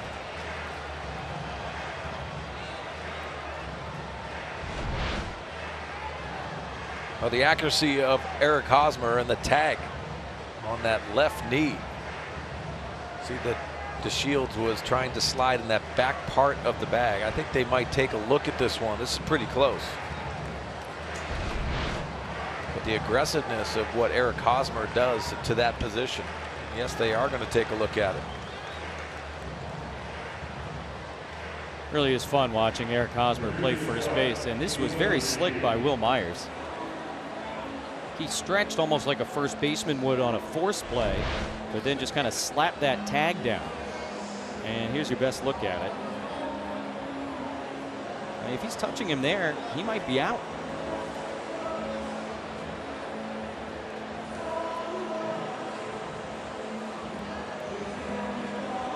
Just interesting. You see Will Myers and where he is positioned. And as you said, Jesse, it looked like he was almost a first baseman taking a force play. Does apply the tag, but he wasn't in position to lay that tag on him, sliding in the outside part of the base. Which is why it had to be no look, because his body is positioned in a way almost as if he thought it might have been a force play. He has no choice but to kind of put the no look tag down. Very Javier Baez of him right there. Right? Javier Baez in the World Baseball Classic. he added the point. He added the point going before the tag was even applied. Yeah, it's kind of his thing. He's mastered it. Bannister challenging the play. I don't know that I've seen enough to overturn it. That might be the one thing that gives the Rangers some trouble here in trying to get this call overturned, is that there isn't really a definitive view that shows you exactly when the foot hits the bag and when the tag is applied. Myers certainly going to get style points on this one. Is he going to get the out? He will. Nicely done by Hosmer and Myers on the other side of the diamond. So DeShields is out, and the aggressive defense pays off. Bannister can't believe it. I think from Jeff Bannister's point of view, he had to challenge it in that scenario. Think about first and third with no outs. Right-handed hitting, Elvis Andrus coming up. That'll be the evening for Robbie Erlin. Padres starter goes 5 1/3.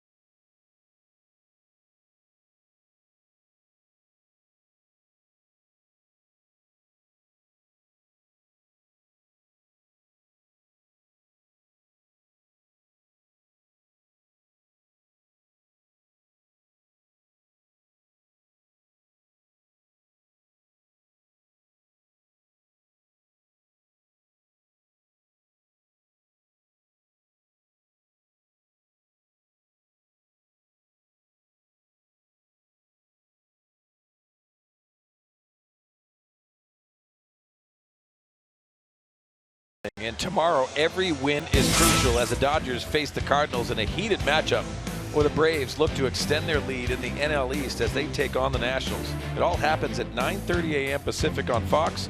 Then the Twins take on the Royals at 4 p.m. Pacific on FS1 and on the Fox Sports app. September baseball, a lot of fun and a lot of good ones coming down the stretch here. Padres will see the Dodgers. They will see Arizona. Do you miss this time of year? Absolutely. This was the funnest part of the year for, I think, most guys. You get to this time of year, if your team is in it, you're definitely scoreboard watching no matter what anybody ever tells you. And this is when you wanted to come up with that hit in this time of year. Or make that play, whatever the case may be, whatever the situation called for. Andrews 0 for 2 against Erlin, and now he's got to face the Padre right-hander Rowan Wigg. It's his 6th major league appearance. Plenty of arms available in this month of September, as you talk about an exciting time in baseball. Robbie goes 5 1/3. And of course responsible for the man on first base. That one is skied in foul territory. No.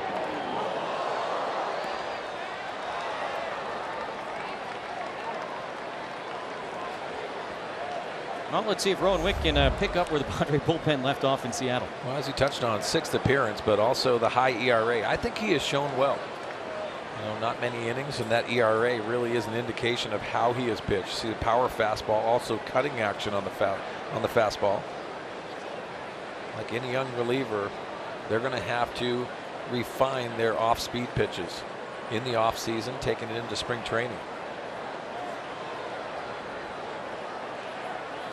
Runner goes, and the 0-2 pitch swung on and missed. Mejia's throw gets away. Had a chance for a strike him out, throw him out double play. Instead, Chu steals his 6th base of the season. But that's out number 2. I don't know that there's better arms on any one team in all of baseball.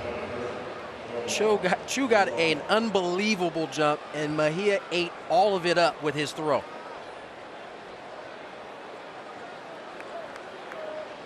Hangs under the ball, he's out. So runner in scoring position for the Rangers. Mejia has already caught one guy stealing. We've seen him throw behind a runner at second base. Real deal arm for the diminutive catcher. Nomar Mazara 1 for 2. Swings at the first pitch, and how about that glove work by Eric Hosmer at first base? The inning is over. Rowan Wigg comes out, strands the runner, and we go to the bottom of the 6th.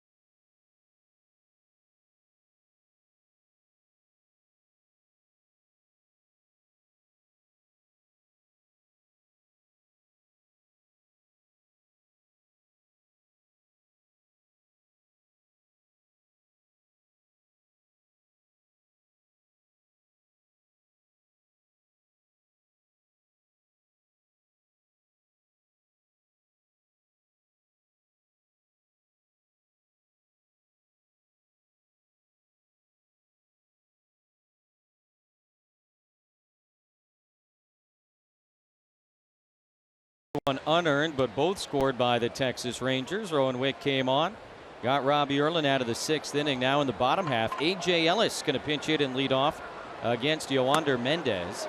We did not see A.J. once on this 8-game road trip that the Padres just returned from. His last action was the last game of the last homestand, September 2nd, that Sunday game against the Rockies. He started and drove in a run. Yeah, and you talked to Bob Scanlon. We heard on his report that he's become more of a mentor. Comes down to Austin Hedges, who he has done that mentorship all year long. They've got a nice relationship. And now Francisco Mejia. Here's Austin.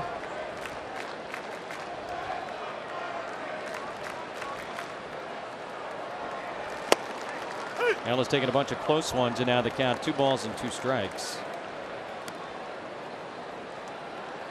And coincidentally, Mejia swinging in the on-deck circle. He's the leadoff man for the 2nd consecutive day. Ellis has worked it full. It seems like every time he's made a start this year, there have only been a handful, comparatively at least, he has made an impact in the game at the plate. Yeah, I agree with you too. The at-bats have been very consistent. A.J. Ellis has an approach that he has stuck with, but his routine has been taking him into these appearances that he has benefited from. Talked about all the help that Johnny Washington and Matt Stairs, the hitting coaches, have given him. He's going out there and producing. AJ turned 37 back in early April. He strikes out here. That's the 4th of the night for Mendez. 1 away in the bottom of the 6th. Coming up in the middle of the 7th inning, stay tuned for the Arco Game Break with Mike Pomerantz and Tony Gwynn Jr. And thank you to Tony for spending a couple of innings with us up Love here. Tony. He did not bring any food. Mendez out of the bullpen, looking like a pretty good starting pitcher here tonight. Delivers strike 1 to Mejia. This whole opener thing, there's a psychological aspect of it as well for these starters that probably should be discussed at least a little bit. As Mejia hits that one the other way and underneath the first baseman, Profar into right field. Francisco Mejia's first hit at Petco. A 1-out single here in the bottom of the 6th inning. Let's say Mendez gets through this 6th and the Rangers lead 2-0. He's handing the ball over in the 7th as opposed to the 6th. He's going to feel a little bit better about himself doing that, or if he goes another inning in the 8th handing it off. And it's psychological, and it's the same number of innings. But if you're coming in the 2nd or the 3rd, and all of a sudden you're working into the 7th or the 8th, as opposed to working into the 5th, let's say, probably feel a little bit better about the work you did. Yeah, I think you could look at it so many different aspects and how you're going to do it mentally. I think that's what Bob touched on earlier, which I thought was a really good point. It's how these guys are taking on these new roles that are identified from the organization. You know, these guys, these young guys, are basically just taking the baseball and looking for any opportunity to stay in the big leagues.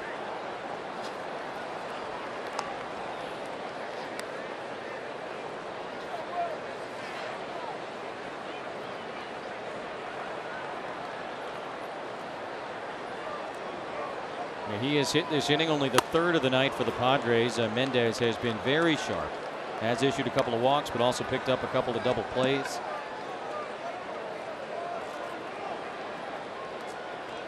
After Ellis hit for Rowan Wick, Phil Maton is up in the Padre bullpen. Myers pops it up. Profar makes the catch, and that's the middle out here in the bottom of the 6th. MLB At Bat is your #1 app to watch live Padres baseball. Customize your experience to catch every moment this season. Get Padres home screen icons and features such as the MLB.TV Game of the Day, pitch tracking, in-game highlights, live radio broadcasts, stats, news, and more. Download MLB At Bat today.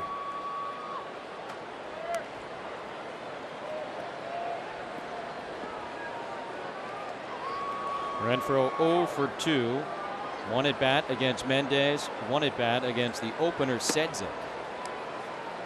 There's a little bit of a bonus for the Rangers in the way that's worked out. Hunter not getting a 3rd look at this guy, only a 2nd.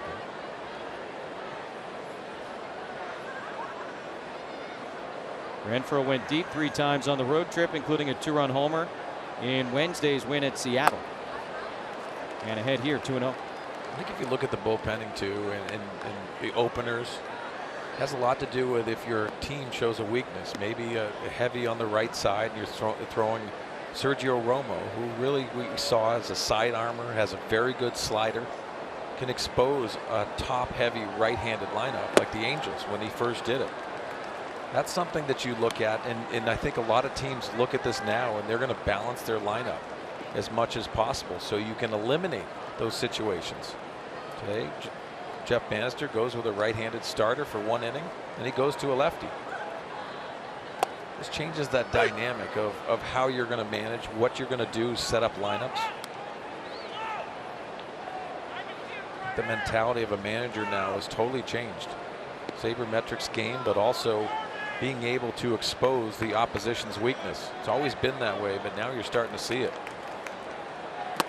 That's ball 4 to Renfroe, and he reaches for the first time. Runners on first and second, 2 outs, and Eric Hosmer coming up. This copyrighted telecast is presented by the authority of the San Diego Padres and may not be reproduced or retransmitted in any form. Accounts and descriptions of this game may not be disseminated without the express written consent of the San Diego Padres.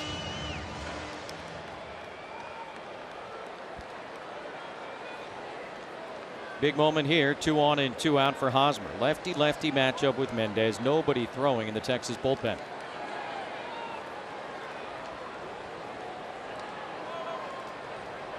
Mendez grounded Hosmer into a double play as last time.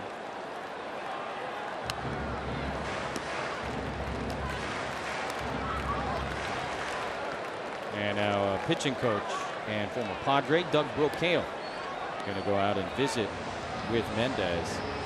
You said it, you know, I mean, it's always been about exploiting matchups and weaknesses, that kind of thing. There's just so much more imagination now than I think there ever has been. And fewer ties to the past or tradition.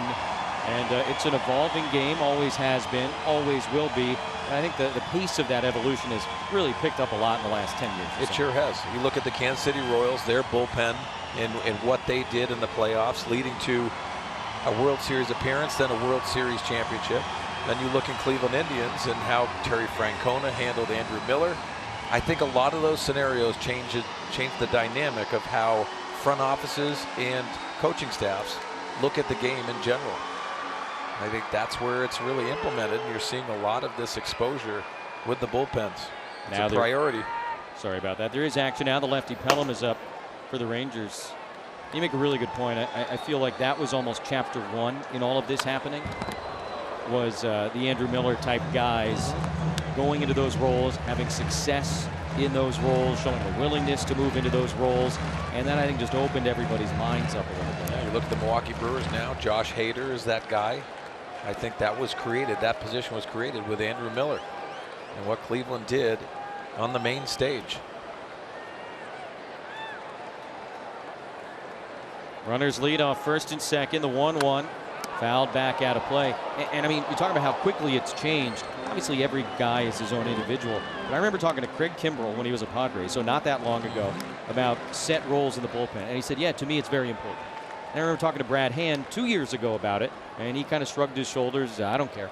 And I mean, not to say they're the only 2 guys who feel that way at this point, but it just shows you how quickly mindsets have started to change around baseball when it comes to the way bullpens are used. Yeah, I think typically, every player would like to know what their role was and is, but it's changing now. 2-2 to Hosmer.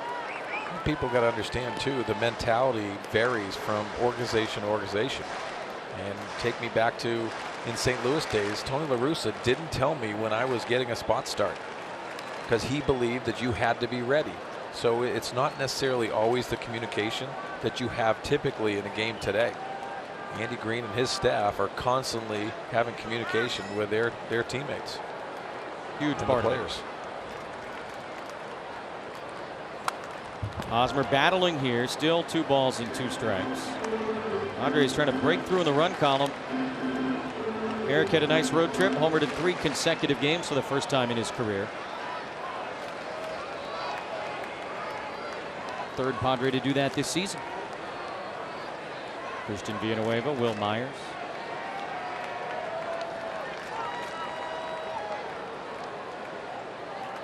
Another 2-2. And a little looper. Beltre going back, and he can't get there. Beware the netting, Spider-Man.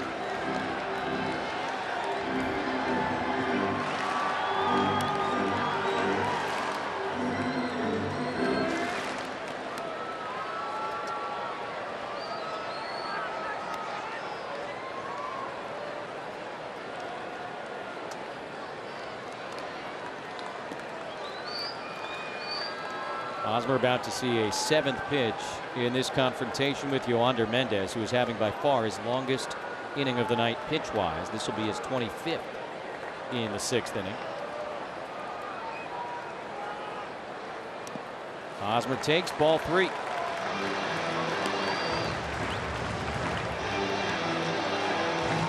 Eric Hosmer's seen a lot of pitches this game. That's a benefit. A lot of them have been down and away.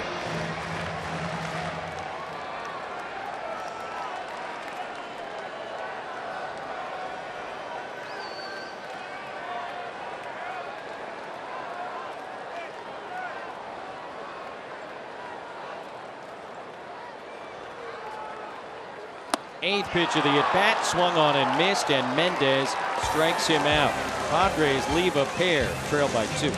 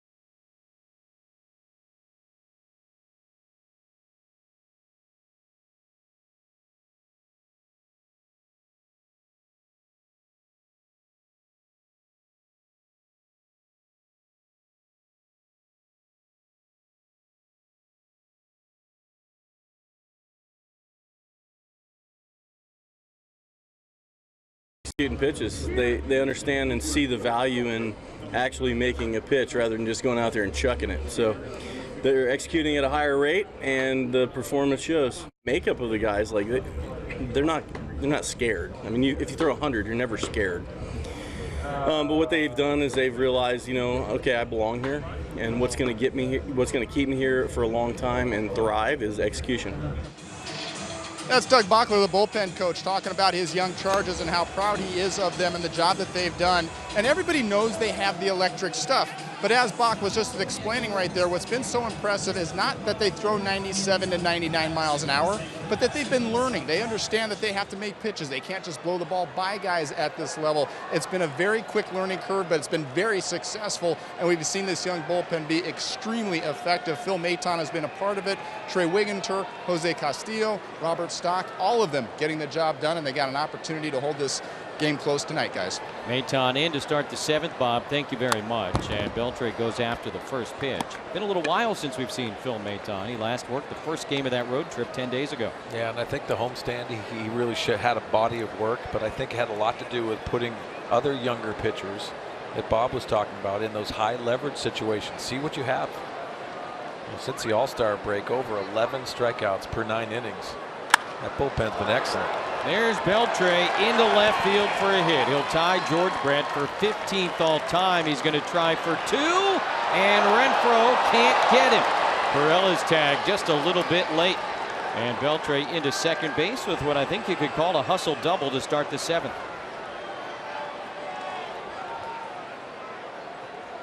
Adrian Beltre's 3,154th Major League base hit. Yeah, it's a bullet to left, and I think he took for granted what Hunter Renfroe possesses with that right arm. He went around first base thinking he was going to cruise into second, had to turn it on, just barely getting in the tag of Perella. Good look at it there for Beltre, his 17th double of the year. They've run on Renfroe a couple of times tonight.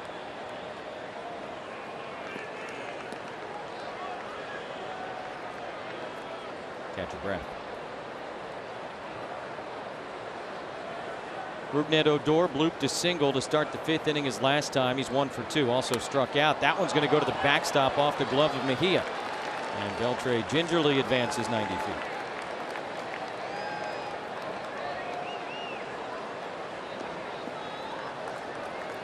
Well, catchable ball from Francisco Mejia. You see the breaking ball. Yes, it's off the plate.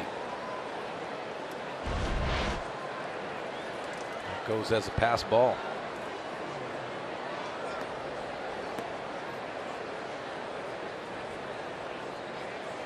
So degree of difficulty ratcheted up a couple of notches now for Maton. Runner on third, nobody out. And that one nearly sailed to the netting.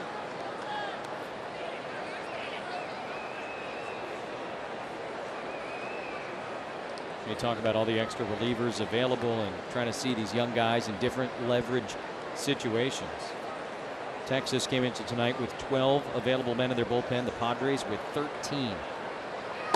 Well, you touched on it too earlier. This is when the Francisco Mejia exposed to new guys coming out of the bullpen. Yes, he has a couple guys he's worked with in AAA, but a lot of this is new on his plate in a fresh manner.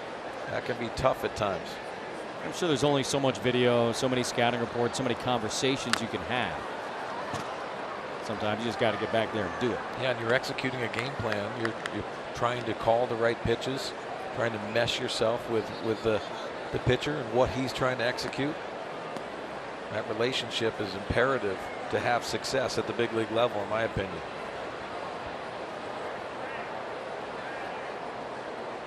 On 3-1, Odor misses the fastball.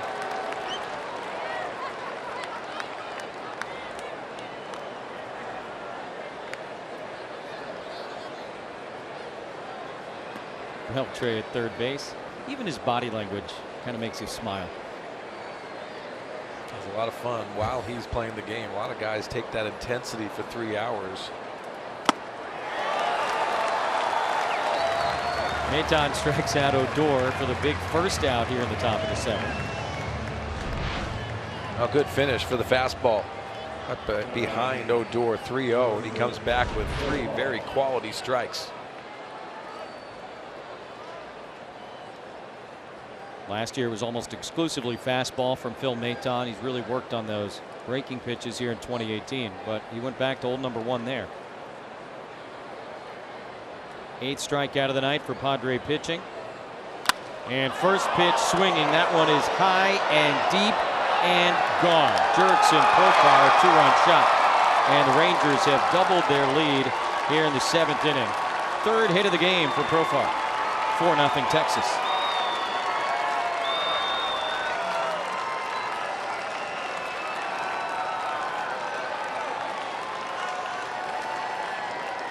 First home run of the game. You see Profar, and he just beat him to the spot. Fastball in. 17th on the season. 25 years old. He's putting up a productive year. Got a lot of injuries in his career. It's a nice swing. Second home run of the road trip for Profar. And now Kiner Falefa, the number 8 hitter, with the bases empty and the Rangers with a little breathing room.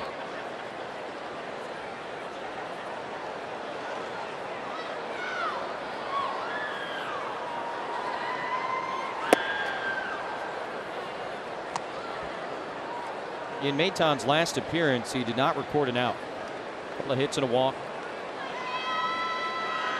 Trying to refine that groove here in the 7th inning tonight. You know, Jesse, you've seen it. We touched on all the relievers that have come up and had some success. A lot of pressure going into spring training next year. A surplus of pitchers, and that competition in spring training is going to be real. Only a certain amount of spots. Be here before you know it, too, huh? Don't blink. Right after New Year's. Here it comes. A lot of young talent in this Padre organization. That'll be fun at spring training. It'll also be fun at the end of this month. September 27th, a Thursday, Padres and the Rangers are actually going to play a game. It's prospects from the 2 organizations. Nice pitch there by Maton. Kiner Falefa strikes out for the middle out here in the 7th, but top prospects from both of these organizations will play each other. It's free to come and watch that. 2 away in the 7th, and time now for the Fan Diego fans of the game at Petco Park. Nice night out on a Friday night. Oh, he's going the double wave. Is that a new dance move? I would not know. Try it. I don't think so. Come on. You first. All right. That's pretty good. Willie Calhoun is the pinch hitter against Maton here with 2 outs in the 7th. You know, I was a 7th grade dance champion, right? Were you? Nope. I didn't think so. Former Dodger prospect Willie Calhoun going to ground out. That should end the top of the 7th inning. Handled by Hosmer, but the Rangers get a couple more. Time now for our Arco game break with Mike Pomerantz and Tony Gwynn Jr. Guys, want to talk about the outing by Robbie Erlin. Certainly a much more solid outing than the last one he had, but once again betrayed by his defense. Yeah, they didn't really give him the kind of support he needed. He went out today and really pitched a great game. I mean, considering the inconsistencies you saw from him in his past couple starts, was very effective locating the fastball, was able to pitch off of that. He also threw that cutter a little bit more than I think I was used to seeing him throwing. He was able to have success, but here's where things kind of got a little weird. The flying bat at Pirelli, he's able to avoid it, but then throws the ball away. That's followed by a Profar single that ends up bringing up home that run. And really, other than those 2 runs and really the defense kind of let those ones down. You see Will Myers here throw this ball away. Other than that, there really wasn't much that I don't know that Robbie Erlin could have done. I think he did his job. He gave his team an opportunity, a chance to win this game. They still have a chance to win this game. Just the defense let him down a little bit. Didn't walk anybody, 6 strikeouts, goes 5 1/3. Those 2 runs, only 1 of them earned. So good job overall by Robbie Erlin. Now just got to have the bats wake up. We're going to talk about that in a post-game show as well, this notion of an opener versus a starting pitcher. We'll get you back to baseball in a moment, but first, here's a message from our friends at Arco.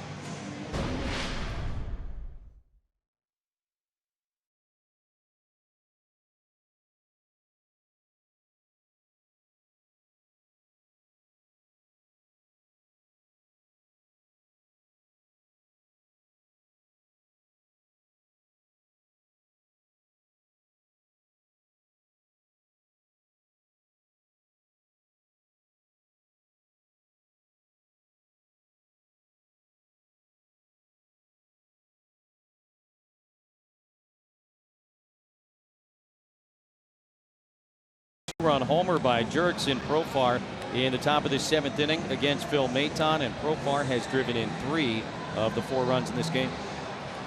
And Profar is swinging the bat. Obviously, you're seeing a bullpenning game, but that bullpenning has been backed by some offense.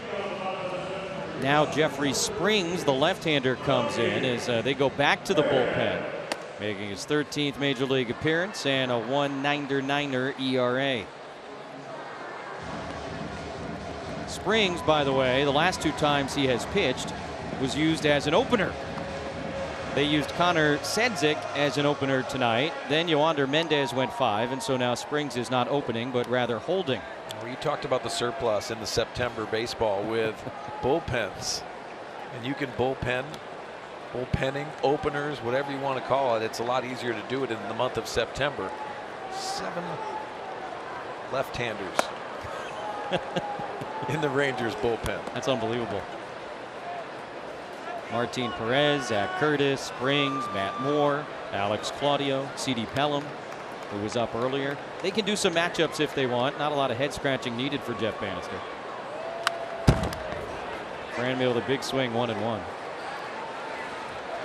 We laugh at the September thing, and I think most in baseball would agree there could be some adjustments made to the roster rules this month. Not trying to take service time away from anybody, but you could do active rosters each night.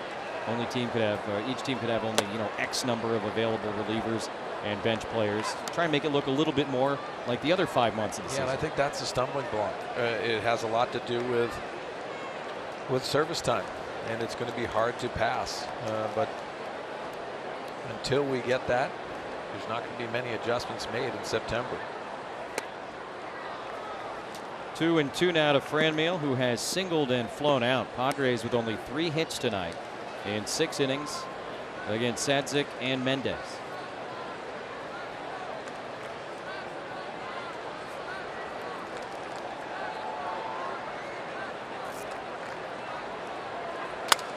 Broken bat and a ground ball to Profar. Did it with the bat in the top of the inning, does it with the gloves and the legs here, 1 away. Padres opening up this 3-game interleague series against the Rangers, and coming up tomorrow, another opener perhaps for the Rangers. Ariel Jurado, the guy we expect to see get the bulk of the work. Eric Lauer, the left-hander, will go for the Padres. And Lauer, and this is interesting, I think, originally was scheduled to start tonight's game, but Padres and Andy Green flip-flopping him with Robbie Erlin, and the reason that was hinted at was basically they wanted Eric Lauer to have the opportunity to pitch next weekend at Dodger Stadium in a sold out, loud environment late in the year, kind of get him that experience. Yeah, it's almost dress rehearsals for these guys. I think Andy Green and the organization would like to see what they have in a perfect atmosphere, because they would really like to be there the next year or following year in a position much like the Dodgers and Rockies and also Arizona Diamondbacks. Nix, Lauer, Lucchesi left to right, all expecting, I'm sure, to be big parts of the Padre future. Galvis reaching for it, just a tapper back to the pitcher, and Springs handles it for the second out. I like that, though. I really do. Let's put one of these young guys in a situation where it's going to be a weekend sellout, biggest ballpark in baseball, team really battling, and let's see how it looks. Yeah, and I heard Andy Green talk out in his presser today, and it was pretty important of how he's going to take those challenges and give guys certain opportunities. It has a lot to do with the bullpen that we touched on. But even for Eric Lauer, is he going to be extended tomorrow going into that start with the Dodgers? Maybe back him off a little bit so he's a full go when he gets up to Dodger Stadium.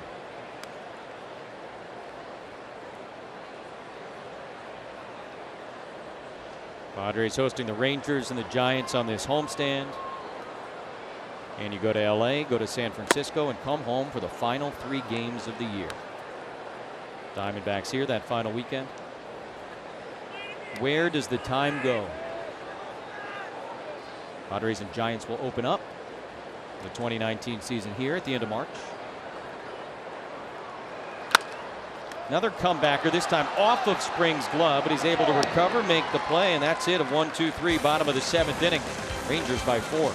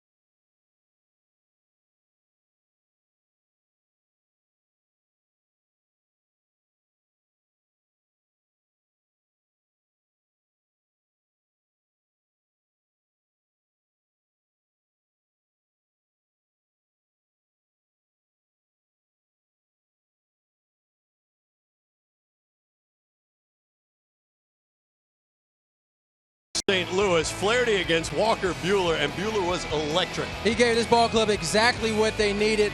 Listen, this guy right here, depending on how the Dodgers find a way to get into the playoffs, if they can, he could be the game 1 starter of the series after that wild card game. They are now just a game behind Colorado. Colorado, by the way, trails the Giants. That game is in progress, so it's going to come down here to what we're in the last couple of weeks. Should be really exciting. Yeah, for the Dodgers, they are just excited to be playing a team that is in the playoff hunt, because it seems like if they're not playing one of those teams in the playoff hunt, they tend to lose games. Yeah, so they're playing up to their competition right now. All right, Tony and I working on Padres Live, the postgame show, which will be brought to you tonight by Cox Communications. When we see you, gentlemen and ladies, after the final out, you're going to hear from Andy Green. We'll get you set for game 2 of this 3-game series. We also have a preview of Padres POV, which is going to follow us immediately tonight. Jesse, Mark? Thank you very much, guys. And now the big left-hander, Brad Wick, on to make his major league debut. He is not just a big left-hander. He is a very big left-hander. 6'9", 255 pounds. 44 minor league games this year between AA San Antonio and AAA El Paso. You see the great numbers. And I mean, he started the year with the Missions down in the Texas League. 27 games in the first half. He had a 1.93 ERA. That got him into the All-Star game at AA, and the 15th rookie pitcher used this season. Tied for the most in all of baseball here in 2018. That one's hit to straightaway center field. Margot is there, and Delino DeShields Jr. is out, one away. It almost reminds me of Chris Young from the left side. What it gives you the problem with, especially those tall pitchers, is different release point. So it's not really the velocity. It has a lot to do with what it looks like to the hitter. It's that downward plane.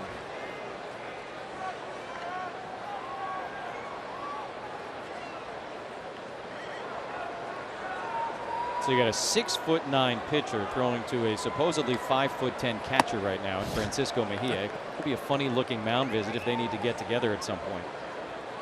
Well, if it's a mound visit, you're asking him to stay on the grass, and he's going to go up to the and Mejia will go on top of the mound. Padres with a couple of wicks. It's like a candle story out of the bullpen. No right doubt. Now. Fastball for a strike, 1-1. Rowan Wick, the right-hander, worked in the 6th inning, and now the southpaw Bradwick, spelled differently, pronounced the same. Doesn't Don and Mud like candles? Don is very into candles. That's a very good point. So they're loving this bullpen. I think Mud has fallen off of it. Mud was he was a copycat a couple of years ago. He stopped doing it. But Don buys little smelly candles he brings on the road, and that's what he uses to relax in the hotel after games. Mud and candles fired generally bad combo. You don't want him. And this is just a guess.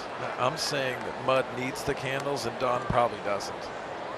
I'm just saying I think Mud, I mean, even though he's a clean guy, he's got a lot of stuff. I think he just probably packs the same stuff every road trip, no matter what. It's everything, his entire wardrobe. He brings like 5 different belts on a week-long trip. Off the end of the bat to Galvis, not an exaggeration. And 2 away in the top of the 8th inning. All right, big moment certainly last inning. Jerks and Profar's home run. Let's take a look at StatCast AI, powered by AWS. Now, first pitch fastball. You can see the exit velocity, only 96 miles an hour. Typically, you see those long ones that are over 100 miles an hour. And the launch angle, which means he squares it up, cuts it in half, and gets that backspin. Nice night by Profar and the Rangers. Bradwick trying to work a 1-2-3 8th inning here in his major league debut. He's got Elvis Andrus 0 for 3 on the night.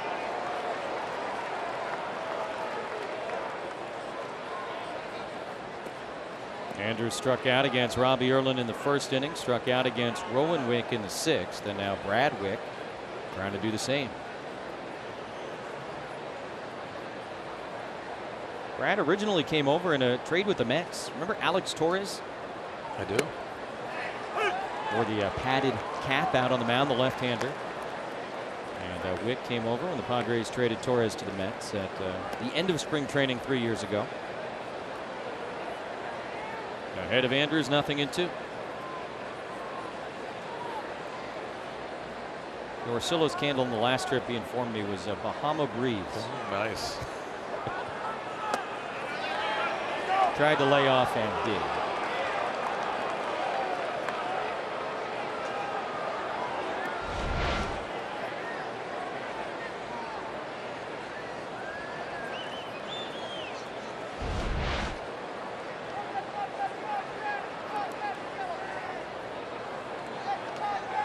Ball and 2 strikes on Andrus, and he sends one to center. Manuel's got it lined up perfectly, and Bradwick works a 1-2-3 inning in his major league debut.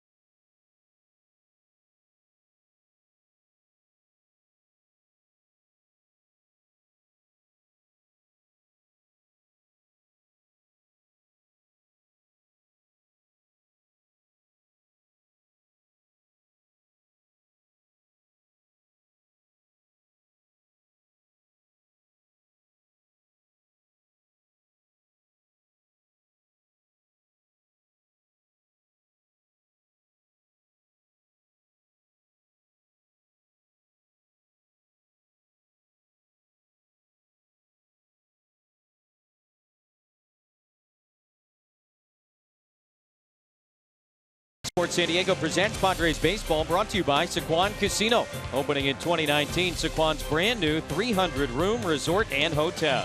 By your San Diego Honda dealers. Visit us at sdhondadealers.com.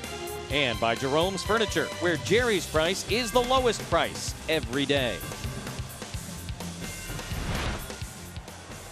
Brad Wick making his major league debut and working a 1-2-3. Top of the 8th inning.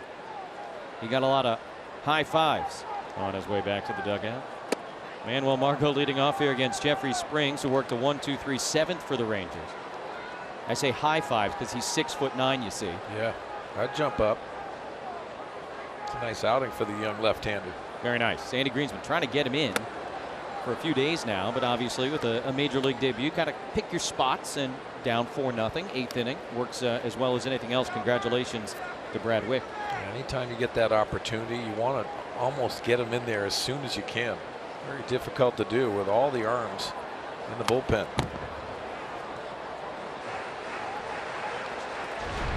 Here were the high fives. Everybody come up. No, that's a smile. He's going to have a tough time getting off that face tonight. Come in, have a nice clean inning. Oh. Beautiful. From Amarillo, Texas. Other way, Margot base hit. First of the night for Manuel. And the Padres have the leadoff man aboard for the first time since the 4th inning. There's so much to like about Manuel Margot and his at bat right there. Got exposed to the changeup early. And what was important is he takes that fastball approach and goes the other way. That keeps him on the changeup if he gets another one. Nice line drive approach by Manuel Margot. Travis Jankowski will pinch hit against Jeffrey Springs.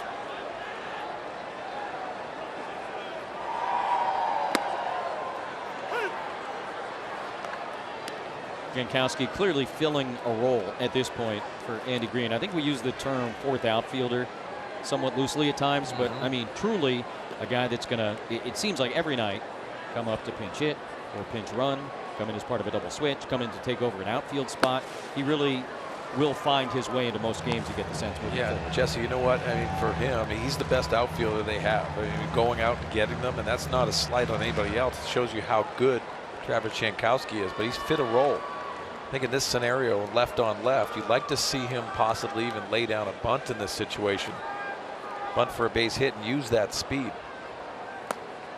Ahead in the count now, 2 balls and a strike. It's been so good staying in the strike zone, but just adding that. If you're going to take that first pitch, maybe show it, open some space a little bit to Travis Jankowski, because he slashes the ball to all fields. Had a nice little day Wednesday in Seattle. He pinch ran, stayed in the game, singled, stole a base. That's what we're talking about. On 2-1, though, he pops it up here. That'll be Elvis Andrews, the shortstop, going back. And 1 away in the bottom of the 8th.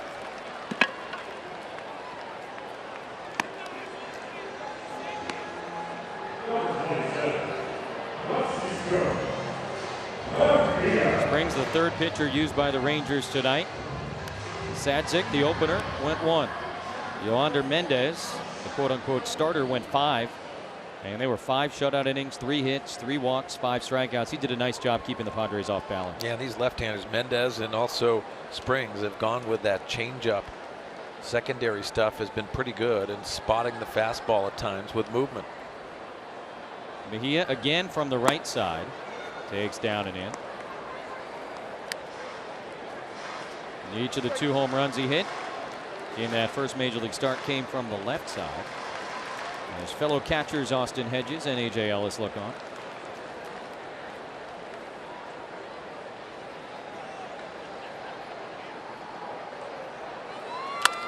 Hard hit, but perhaps another double play ball.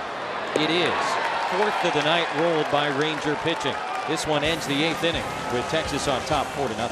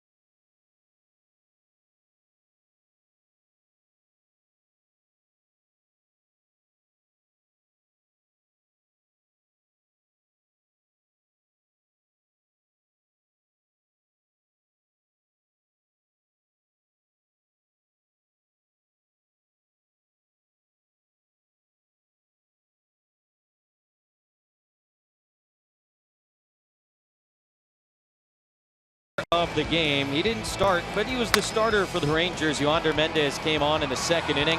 He threw 5 shutout innings, allowed 3 hits, kept the Padres off balance, and he got a couple of those pitchers' best friends as well. And his double play ball has really been the story tonight. The lack of offense, but also the pitching for the Texas Rangers. And the ability to serve out that weak contact tonight against the Padres. Mendez in position to pick up his 2nd win of the year, and for a guy that has really had a tumultuous 2018, a nice moment for him here in the final month of the season. Colton Brewer on to pitch for the Padres here in the top of the 9th inning. He's been up and down a couple of times this season. This is his 4th major league stint of the year. And his 6th game, and you can see the ERA, 4.91 ERA. Colton Brewer just getting those opportunities. Did pitch in Seattle, 2/3 of an inning.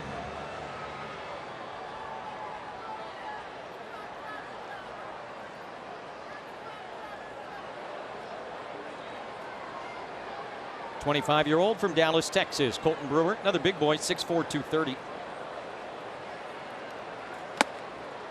And the fastball misses high to Mazzara, who will be followed by Beltre and Odor here in the top of the 9th inning.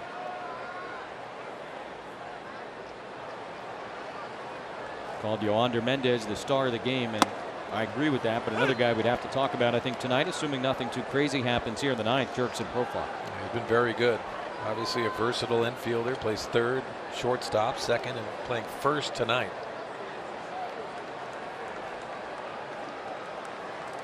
Brewer came up through the Pirate organization, went to the Yankees as a Rule 5 guy in 2016. Getting a taste for the big leagues here in San Diego.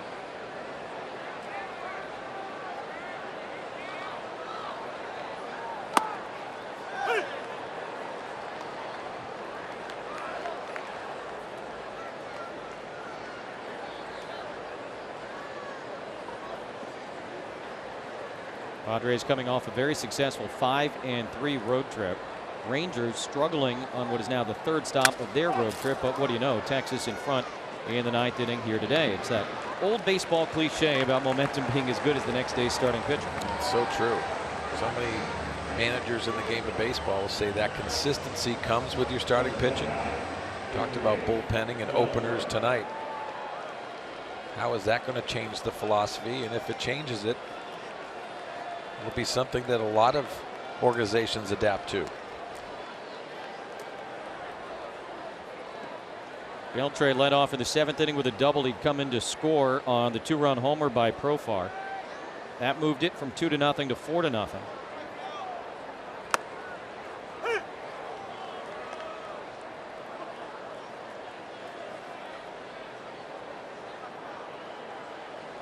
Three of the first 5 appearances for Colton Brewer out of the bullpen have been scoreless. Certainly looking to continue that trend tonight. Nice sharp breaking ball for strike 2. Sure was. Good tilt on that last pitch.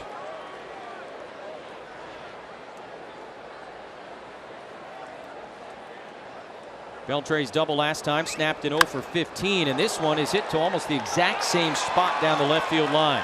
Will he test Renfroe again? I think it hopped over the fence. Yeah, it'll be a rule book double. So a lead double in the 7th for Adrian Beltre, and now a 1-out double in the 9th. This is a veteran hitter. You see the breaking ball previously that exposed him, but then he throws the same exact pitch. And that's the adjustment. Adrian Beltre. Spectacular career continues. And he goes past George Brett.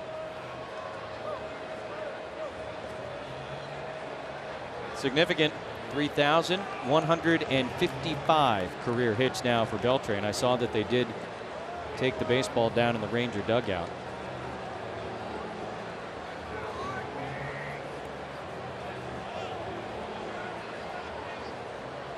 What a career for Adrian Beltre.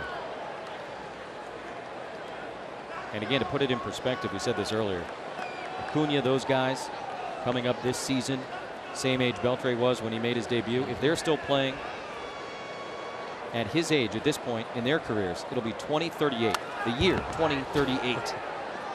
That is how long Adrian Beltre has been at it.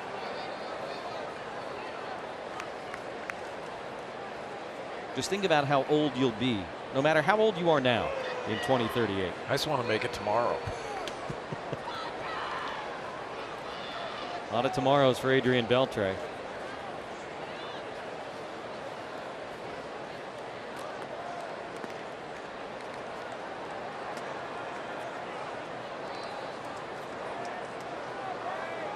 Nothing in one on Rougned Odor.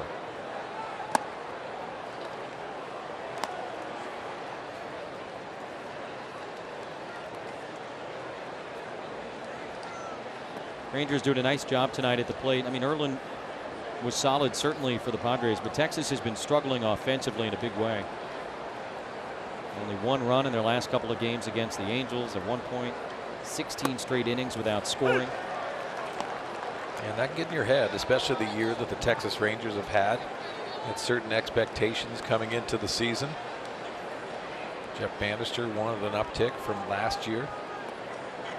Understands the importance of winning in Texas. That division's been tough.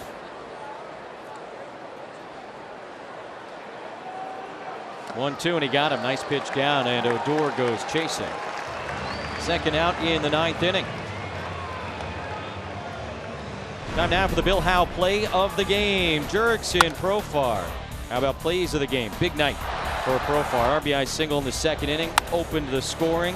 This would help lead to another run in the 5th, and then the 2-run homer in the 7th. With the Rangers on top 4-0. That's still the score here in the top of the 9th inning. Well, the talented switch hitter has put on a show tonight, both from the right side and the left side. Out in front there, nothing in one from Colton Brewer.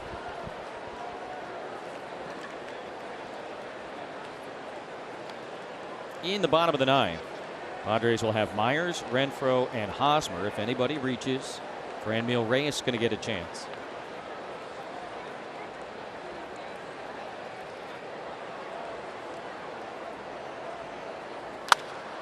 Should end the top of the inning. Nice job by Perella gobbling it up. And here we go to the bottom of the 9th at Petco. Padres going to try and get on the board and come from behind.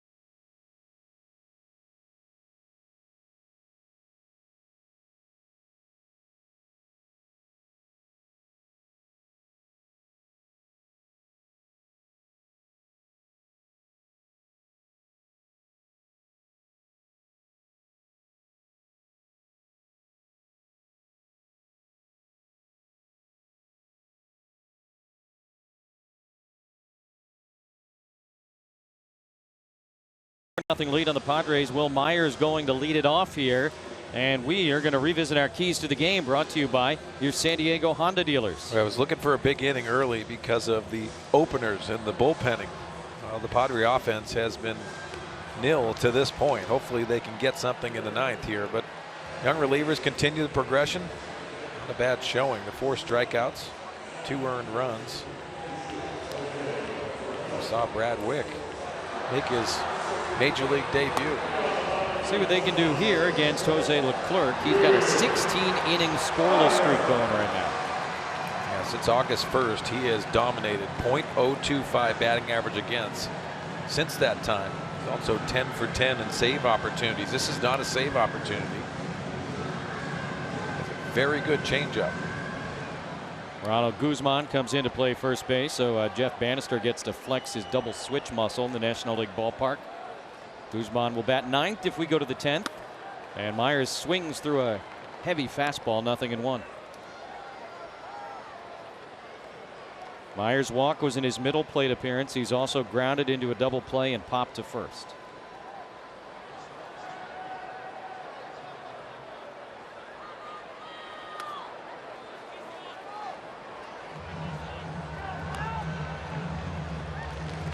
Rangers 4 runs on 9 hits. The Padres being shut out on only 4 base hits in this game, all of them singles.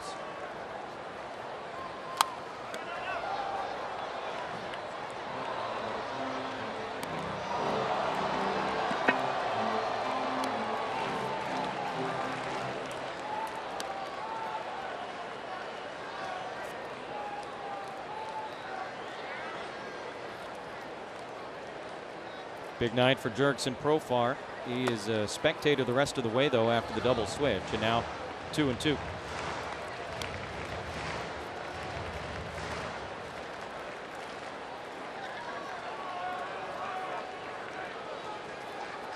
Those numbers Mark mentioned from Leclerc probably bear some repeating. They're just incredible. Myers strikes out, and opponents are now 2 for their last 47 against this guy. Now the breaking ball, obviously the mid-90s fastball, but he has a good breaking ball in perfect location.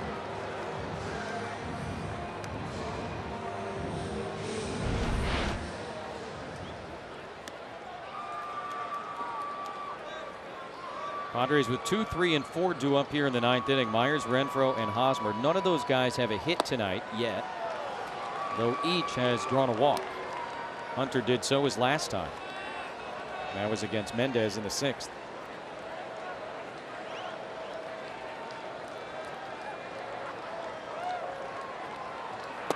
Leclerc out there trying to work on a combined 4-hit shutout. Leclerc has shown the slider, the curveball, and also the mid-90s fastball, and still has his best pitch in his back pocket. The changeup that he probably holds off for left-handed hitters. Got one of those on deck. It'll be Eric Hosmer after Renfroe. And now 1-2.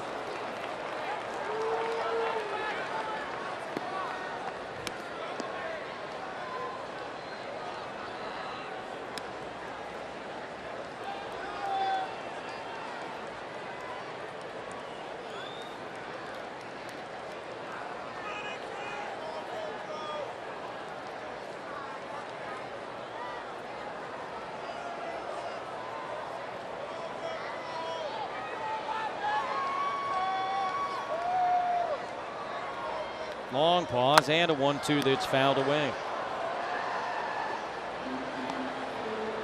Leclerc, just 24 years old, from the Dominican Republic, making his 55th appearance of this year. And again with a sub-2 ERA. Game 2 of this series coming up tomorrow. Padres Live, the pregame show at 5 o'clock. Eric Lauer will be on the mound for San Diego. Got it. Back-to-back strikeouts to start the 9th inning. And Jose Leclerc continuing to do what he has been doing. Well, he broke out that changeup. It's 89 miles an hour. Showed everything. You can see the fingers on the baseball, being able to land that changeup to Hunter Renfroe.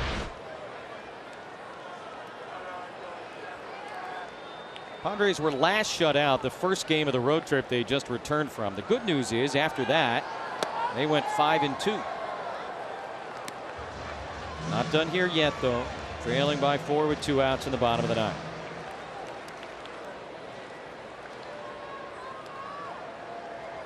Sadzik, Mendez, Springs, and Leclerc have all been really good for the Rangers tonight.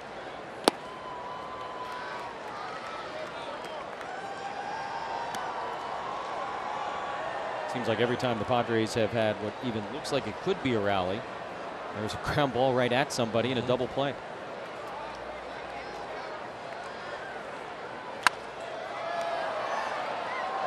Well, that middle infield of Odor, also Andrus, have looked very comfortable tonight. defending, but almost alert. These Ranger pitchers have worked at a good pace. Keep your defense in order. Yeah, that's a big part of it. And you're right, Mendez, who did the bulk of the pitching tonight for Texas, had a very good pace to him. 2-2, and the Padres are down to their final strike.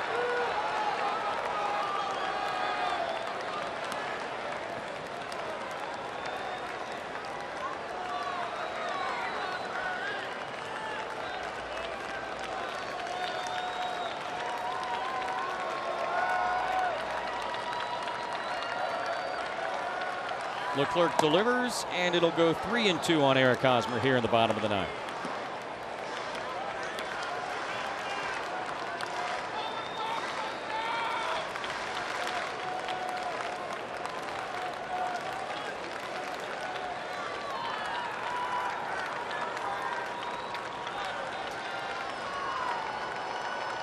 Payoff pitch to Hosmer is ball 4. So the Padres are alive here in the ninth inning. 5th walk issued by Texas pitching this evening. And that'll get Franmil Reyes to the plate against Leclerc.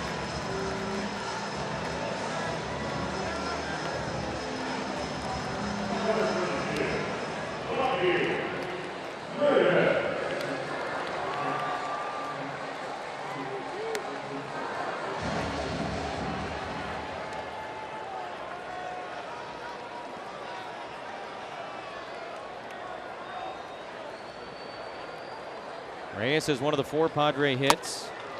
Laid on that fastball, 97. It's got good finish to it. Explodes in the hitting zone. You can see he has the secondary stuff to go along with that fastball.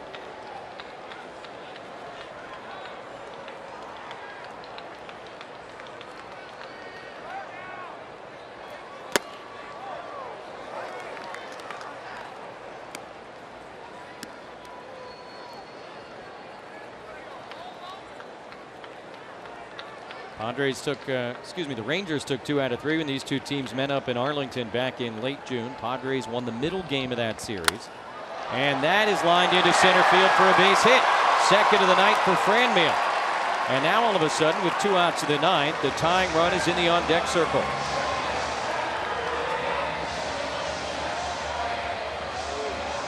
Well, the experience Franmil is getting is he's able to see a lot more breaking balls.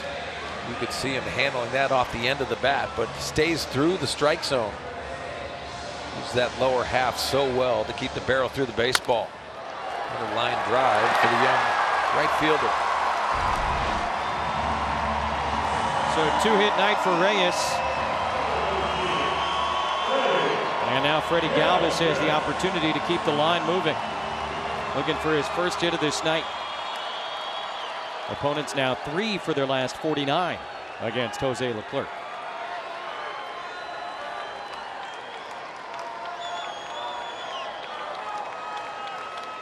Freddie trying to bunt his way aboard and pushes it foul the other way. He was hitless in Seattle. Hitless tonight. And leads the team with bunt hits. Had 6 last year. Amongst the most in the National League. Hey, at this point, it's just about getting on base however you can.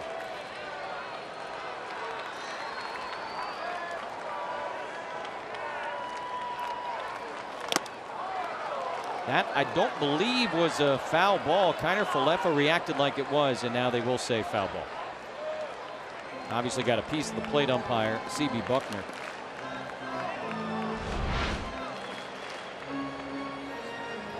Oh, right off the ankle.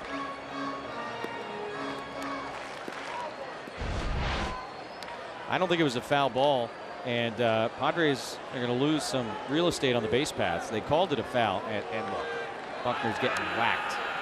Hard to hear and see everything that's taking place. But Kiner Falefa, the catcher, certainly reacted like that ball got away. He went sprinting after it. Both runners went to advance. But after all that, they call it a foul ball. Might be moot. With 2 on and 2 out now, 0-2 on Galvis here in the bottom of the ninth.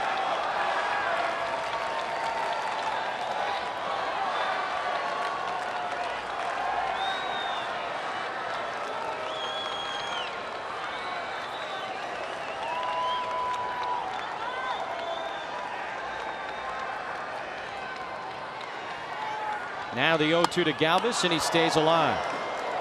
Jose Perella scheduled to be the next hitter. Austin Hedges has stepped into the on-deck circle, hoping to get an opportunity to pinch hit. And if he does, he will represent the tying run.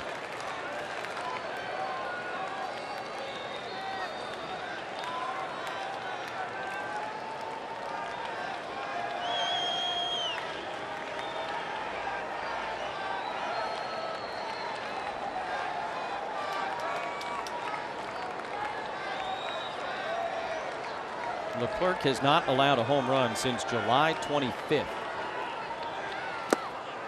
And now 1-2 on Freddie Galvis.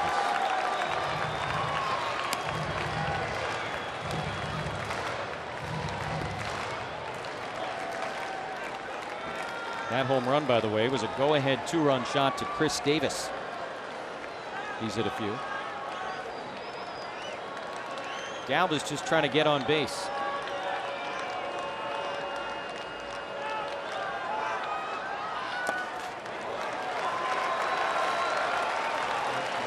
They go back to that 0-2 pitch, the 97-mile-an-hour fastball out of the strike zone. He fouls it off. Now he's evened the count. Start getting that confidence. You see more and more pitches from Leclerc. Struck out Myers and Renfroe to start the inning, but Hosmer drew a walk. Reyes with a hard hit ground ball base hit. Got ahead of Galvis, 0-2, but Freddie has fought back to even the count.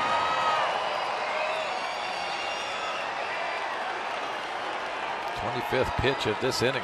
And he threw 23 in his last outing 4 days ago. 2-2 to Galvis on the outside corner, and the ball game is over. Leclerc ends up striking out the side. Padres end up leaving a couple of men on base, and Galvis unhappy with the way this game comes to a close here tonight. 97 on the black. And the Rangers take game one. 4-0 the final score. Padres Live is next. Mike Pomerantz, what have you got? Well, we're going to take a look at Robbie Erlin's day. Despite a few hiccups behind him, he was very solid. We'll tell you what was working for him. Also hear from Andy Green as we get you set for game 2 of 3. We've got a preview of Padres POV, which is going to follow us tonight immediately.